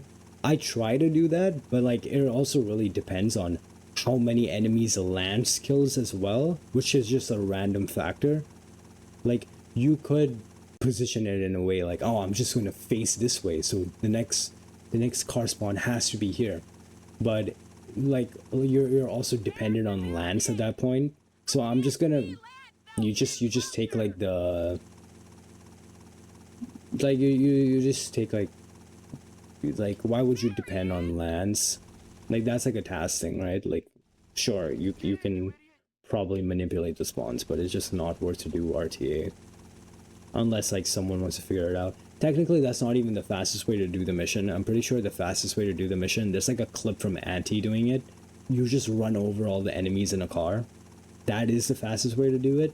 Literally run over all the enemies in the car is faster than doing whatever that was. Because of like some weird things. Or like he was just goofing around like randomly like you know, running over enemies, and apparently it was like one of the fastest times that we have recorded on that mission. Eat lead, sucker! Lance, can you shoot them? Lance, please. That boat, it's got our money in it. Well, it's got our money in it, but your aim doesn't have my money on it, gang. Anyways. I'm sorry. Things just keep cropping up. Maybe we can still have some fun. That's okay, Vic. I had fun. But I should be getting back to Mary Beth now. Oh, yeah, sure. Yeah, I think for world record in this game, I've talked about it before, but I think my sum of best on the splits is literally sub 320. World record right now is like 337 for NMG, which is really bad. Like being 17 minutes off sum of best is really tragic. It's like really bad. Like, yeah, some of the time saves are not like viable because they're like completely RNG dependent. Like, like I haven't explained this in this run, but core mechanic of this game is that the cinematic cutscenes. So if a cinematic cutscene plays at the start of a mission, it will despawn all vehicles, meaning that you can have a PCJ one mission, From up here. but if that next mission you take it to starts with a cinematic cutscene, that PCJ is gone.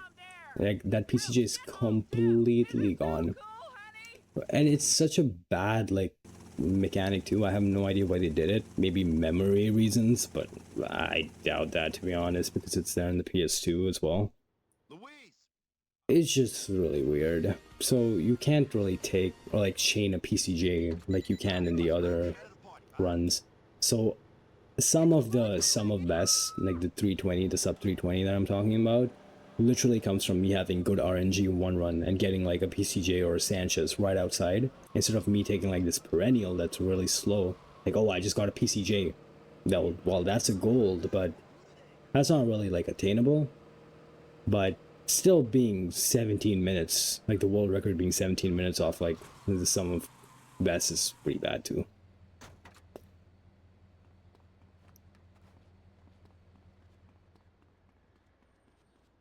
Yeah, imagine 320 in this game. Imagine being sub what other run is 320? I mean, for the longest time, like VCS NMG was just aiming at like sub 4, right? Like sub 4 was like the dream thing, whatever, for the longest time. But like, if we're now to sub 320, it's like 40 minutes that's been tied off. Like, I think sub 4, at least in my opinion, like I don't want to like, but like it is kind of free as long as you don't mission fail too often and you know the route and the driving path and whatnot. I'm pretty sure most runners that run this game will, it's not like a hard goal to achieve a sub 4. And most runners will get there at some point, right? But if we're talking about like absolute limits, like pushing this game, for NMG, I don't think sub 3 is possible, honestly, unless like some like Giga Chat comes in with like some faster strategies.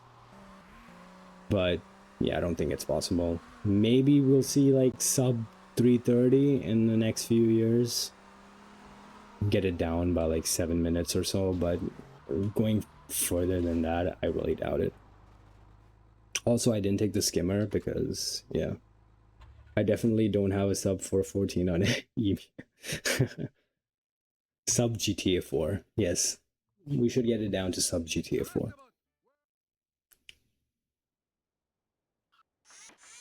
I think I think any percent is like in a good spot or whatever.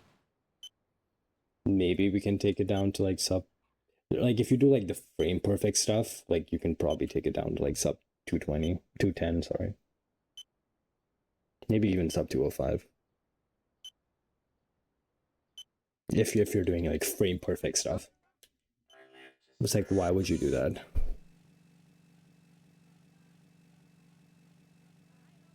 Anyways, RNG, we got like a okay RNG.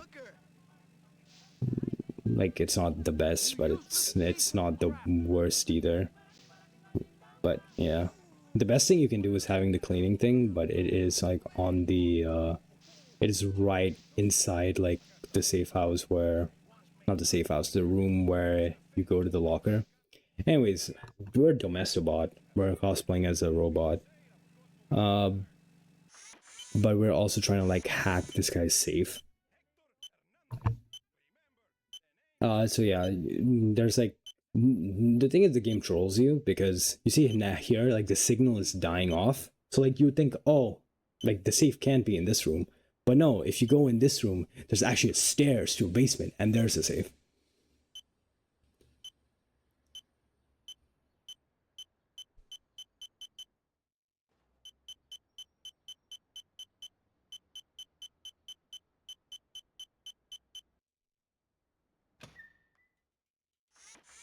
Anyways, we just like crack the safe open and then burn all of this stuff, and then he's like mad, XDD.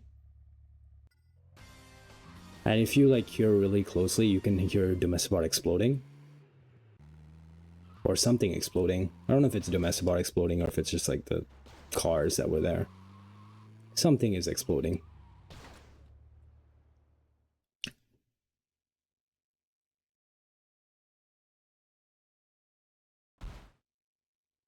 Diego's men will be. I don't even know if we're going to be like close to estimate or not. I don't know if we're going to be making the estimate or not. I can't say for sure, but it's going to be pretty close. That I can't say for sure.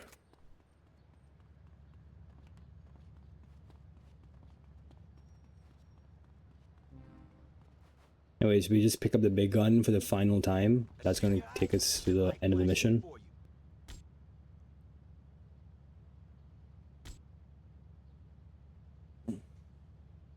Now I'm doing the thing here. I was trying to explain that before, but ideally I wouldn't be able to aim at enemies like all the way there. However, if I aim at this enemy and then switch my aim after killing him, then I can aim at that enemy all the way there. So, okay, I was way too far away for that guy, but anyways. Access denied, sucker.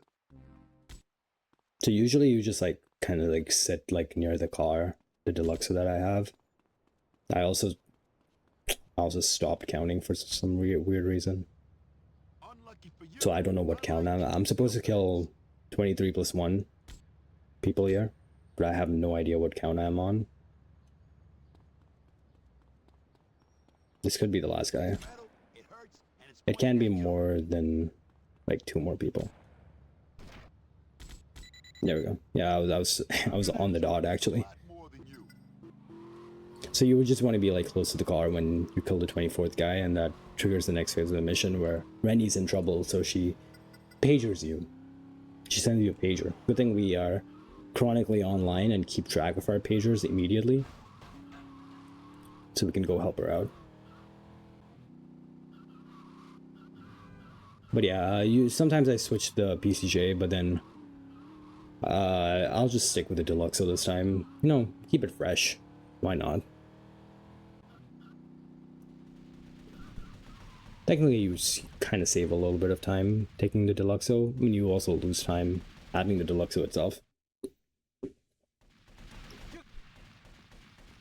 But yeah. Anyways, get rid of all of those guys, make quick work of them with the big gun, and then we switch back to the Deluxo,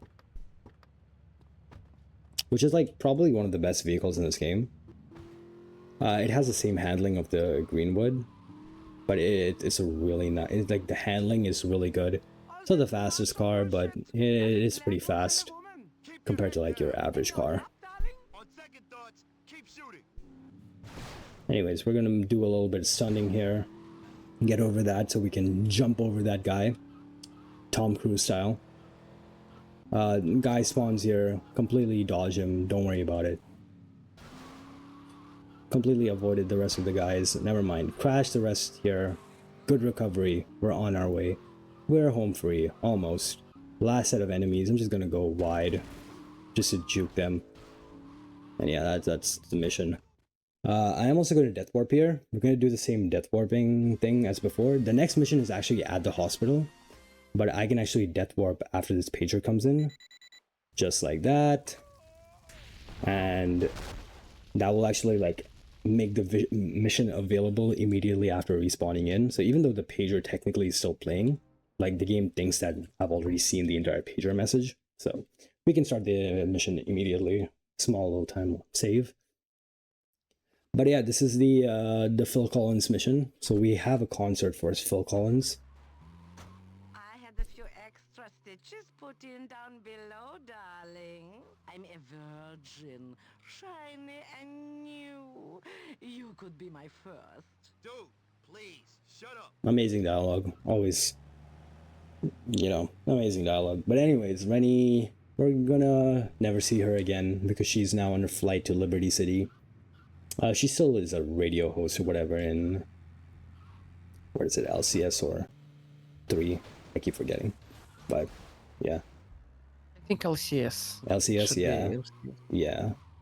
So she comes back as a radio host, but then I don't think we actually get to see her in LCS. Yeah, she's definitely not a character.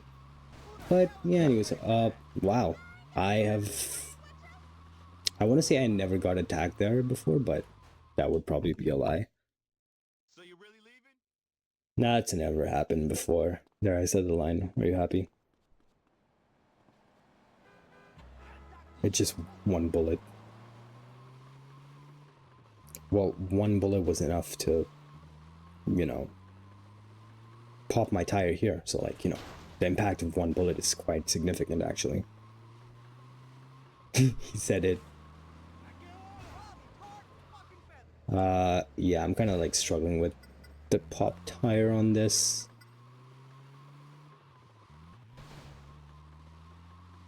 I could switch for that biker angel there, but do I really want to? Anyways, we take like a specific path here so that it avoids most of the enemy spawns, so you don't get ambushed on the way to the concert with Phil Collins. Oh wow, this is a high-rise protection racket. Wow, you don't get to see that very often.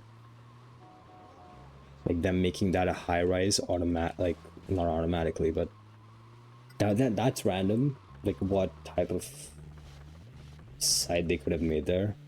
But yeah, they took over my business that was sitting there, and they decided to, like, you know what, we're going to make a high roller right there. The biggest of the biggest empires. They took my small thing and like said, you know what, 100x this.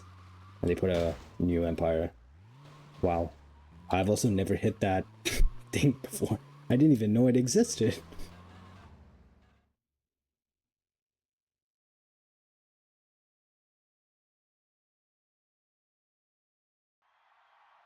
Anyways, Phil Collins in the air tonight. But he's also being assassinated, but we still get to enjoy the concert.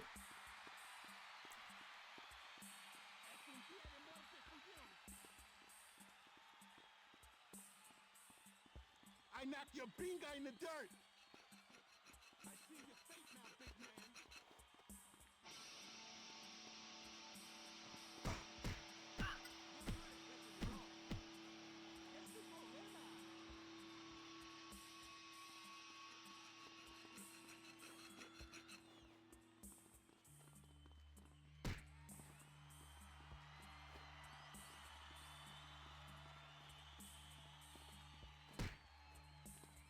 Soy con Díaz.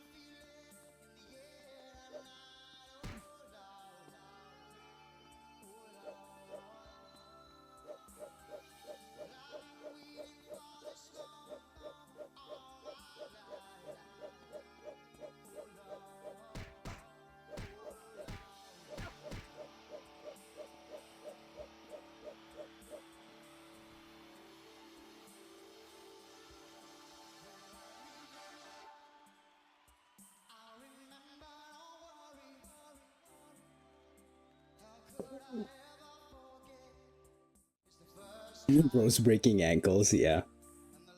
Most difficult VCS mission? Yeah, real.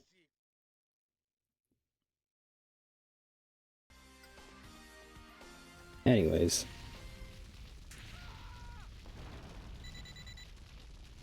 Come on, Vic. Thank you.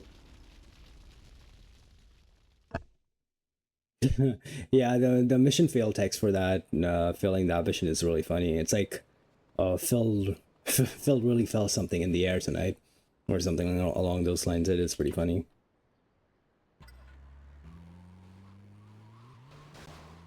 Because like if you don't know, like the little like catwalk or whatever, like it just falls on top of him, crushing him, and and then the game's like, oh yeah, Phil fell something in the air tonight. Like, yeah, it's pretty funny. Anyways, we start paramedic there. I usually do it out of habit to like, technically it avoids like a little like soft lock. The thing is, not soft lock, but like there's a weird bug in this game where if you death warp at the wrong time with that mission in specific, for some reason when the page ends, it won't actually like display the Lance mission on the map. So the only way out of that is like to go on mission 1 and on mission 0 again, and that is by starting paramedic off, of course. So yeah.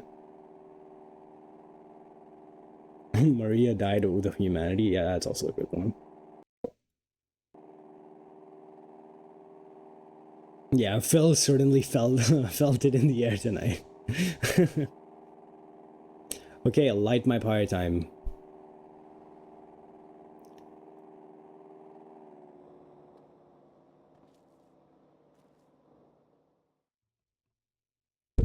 Oh, sorry. There's not much to say about this mission, though. It's really random sometimes, and you like Lance can just like get ambushed by like 13 different guys here at the start, and he can lose like 1/3 of his health right off the bat, and there's like little to nothing you can do about it. But yeah, this mission either takes like 3 minutes or it takes like 6 hours to complete. There's no in between. Also was really further back than where I should have been. Further ahead, I mean. I'm getting tired. It's getting to me now.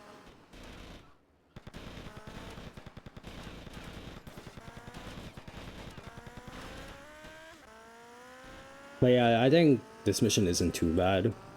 Maybe it's pretty difficult casually, but I think from a speedrunner's point of view, like it's not that difficult.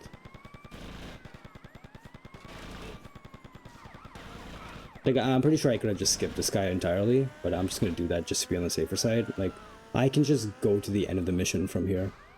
Not if I get ambushed by an ultra cop right there. That cop came out of nowhere. Like, what am I supposed to do? Like, pre the fact that he's supposed to, like, he's waiting for me right around the corner and dodge him somehow? And like, yeah, it's pretty unavoidable if you ask me.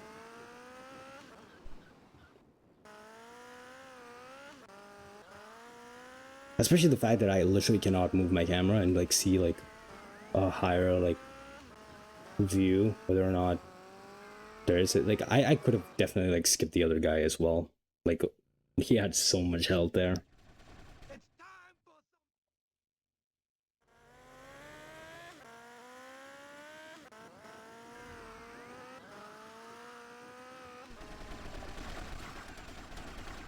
Anyways. How did I take no damage there? Huh. I've never seen that. I took no damage there at all. Luis, Anyways, this is supposed to be like a hard boss fight or whatever, but we have the big gun. So we just absolutely like shut him off.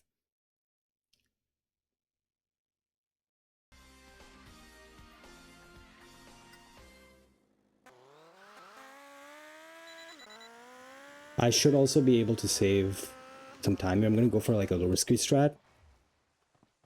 I call it a risky strat because you're supposed to get on the jet ski before, like, while the pager's still on. This jet ski technically triggers a side mission, water sports. If I hadn't got on the jet ski, like, quick enough while the pager was still going, so it was on mission 1, I wouldn't have been able to go through. So that would have cost me. That probably saved me like a little bit of time as well. Hello, Vic. Please get off. Thank you.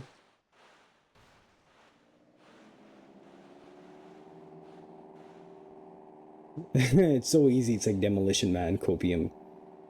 Like, yeah, that mission, like, it's hard to do casually, but like I made it look easy, but like it's not that easy like half the time, even if you're doing like the speedrun strat.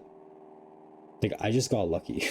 Like, it wasn't easy because of my skill, it was easy because luck.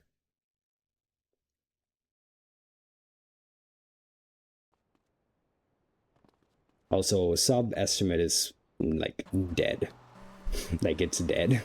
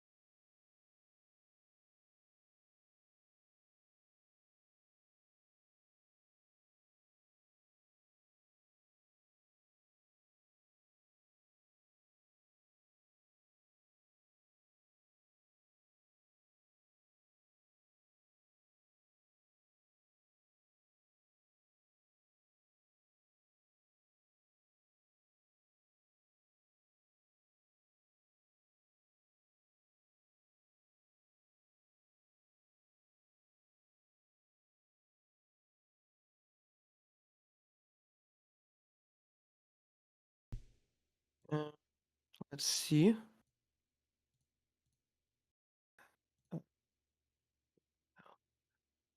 Fit one, refresh. Okay, we're perhaps back. Say something. Hello. Let's see if people Test. can hear us. They should be able, right? Hello, fellas. We're alive. Yeah, I think It we're lives, alive. yes. Okay, we're back. Okay. It's my first tech issue. Okay, so we sadly didn't see the cop, but Oh, yeah, okay, I almost got busted because there was like a cop right there when like I. Anyways, we pause the timer. okay. Are you ready to go to continue?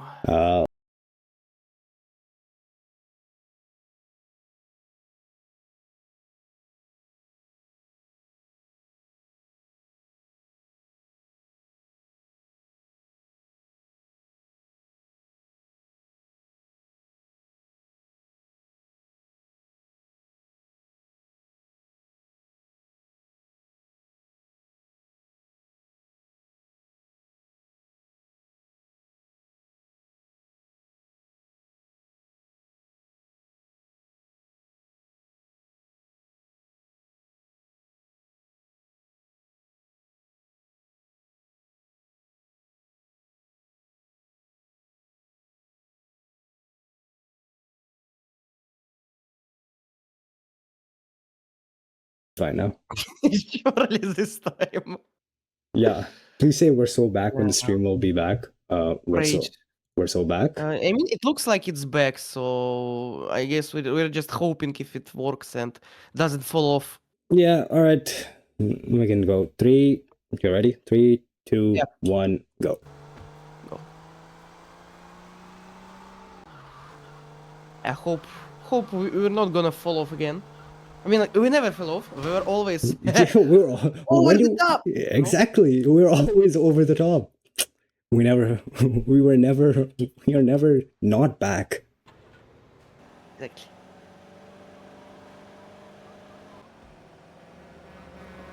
Yeah, final mission is happening, and are you like thrilling to finish the run that you were doing? Yes, of course. I want to be done with it. Just like get rid of it. No, you're supposed to have fun. It's not Yeah, something I you just mean, shoot chest, man. fair enough. Yeah, we're here for a good The run was time. fun. The run was fun. I enjoyed it. So Well, that's all that matters then. If everyone's happy, then I'm happy. oh my god, did it die? Did it die? Yeah, no, it's okay, Jesus Christ. I think I dropped frames, but should be fine. Yeah, you did drop Yeah, little I did. frames, so you're still alive. Yeah, I'm You're still good. yeah, it's so good. So we're probably sharing the same provider, Bill Telecom. So yeah, you might want to Yes. contact your provider.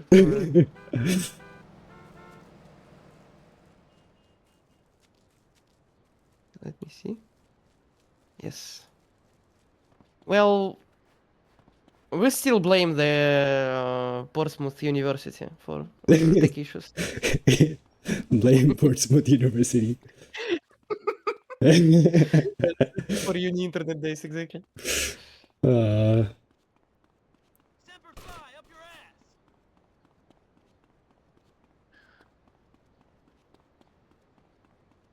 Stream will die again on the loading screen before the credits. Bro, please. That's not even a joke at this point. Please don't say that. I mean, it feels like we won't even see that you died during credits, so you can say it's just psyop us and say, oh, okay, the run is finished.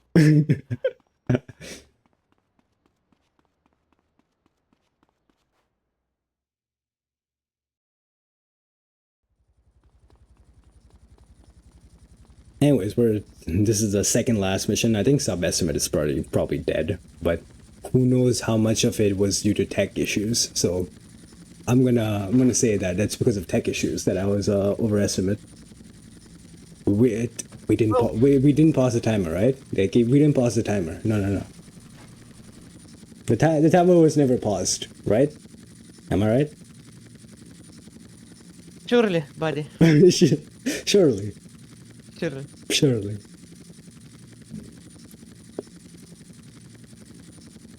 Wait, that's a strat? Dying at credits? What? Yeah, the dying before the credits is a strat because normally, if you just complete the mission normally, like you finish the mission on the West Island, right? But then the credits happen in Vice Beach. So then you get the Vice City, like welcome to Vice City postcard loading screen.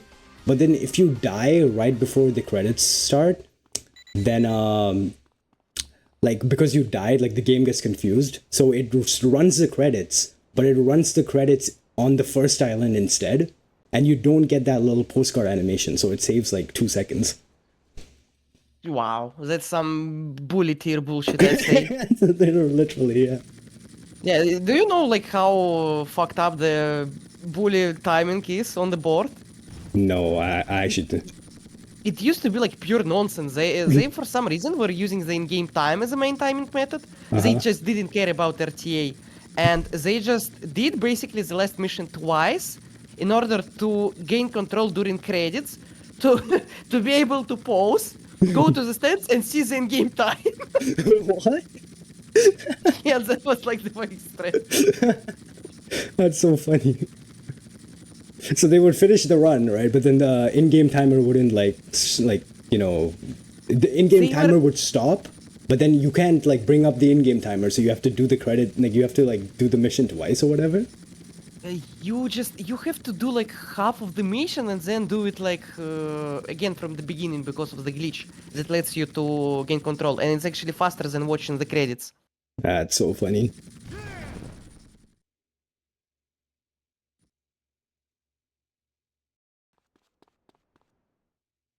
Anyways, we're almost done. Last mission of the game.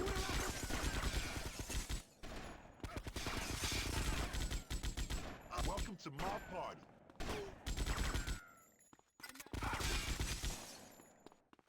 Oh. Oh yeah. Shit in your eyes? It's your light flashing for you.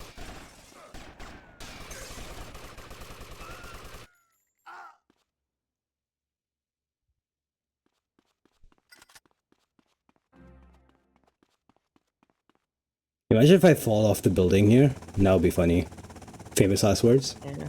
That would be hilarious. It happened in like God. the race like 2 years ago, I think. Like that literally happened in the race that we did. It was so funny. Anyways, time is not coming up, I lied. But it'll be coming up soon when you see Rockstar leads when the credits start. Oh, okay. So you're basically using LCS timer. Oh, you actually did follow the building. Wow, that's interesting. I would have survived the fall, so I still get the Vice City thing. And GG. That is the run. GG's. GG's. Well, almost sub-estimate. Almost sub-estimate. I think it's like the same time as last year. I'm pretty sure it's like the same time as last year. Like 3:47:36 or something. I don't know. Oh well. Really? Yeah. Wait, it's the exact same. Let me actually check real quick. It would be so funny if it's like the same. Yeah, whatever. Yeah, terrible run, but thank you everyone for sticking around and listening to me yap. Chat Tweebo about VCS. Technical director. Yeah. But yeah, thank you for watching, and thank you Lashenka for staying over estimate on tech. But yeah, that is the game. That's done. I think what was it? 3 fails? I had 3 fails, right? So that's what, 90 pounds, 90 quid that I have to donate. You're going broke, man. Whatever. Anyways, it's for the British Red Cross, it's for charity, so I don't care. It's actually true. Let me see what you can buy for 90 pounds, actually. Yeah, because this is a good content here. yeah, this is a good time for talking about the charity. Make sure to donate. But yeah, over to you. For 100 pounds, could buy money to helping to support vulnerable people impacted by agriculture. And it's the West pain and from crisis. Europe generally especially about British treasure to so much that the movement continues to help people rebuild their lives and heal from the trauma they have faced. Yeah. So yeah, thank you very much everybody for attending. Oh, I'm a robot now. Okay, great. Oh no. Thank you everybody for staying here. I hope I'm not a robot anymore. Virtual object, I assume it is that. So I assume I'm hearable, okay? If not, whatever. Thank you everybody for staying today with us. That's actually the end of the day 1. And tomorrow more stuff is coming up. Tomorrow we will see some run from GT4 Shoots and Ladders, YCT Stories, yet again, all rampages, by Momo Oli on PC. What? That's actually not on PC, it's just a debate. Oh. Super Taxi Driver 2006 by Zolo. GT4 100% by Gudron, the one and only. Max Payne 2, The Fall of Max Payne by Lesinka. And GTA Frosted Winter Remastered by Zoe. So yeah, thank you everybody. Thank you everybody. And we will see you tomorrow.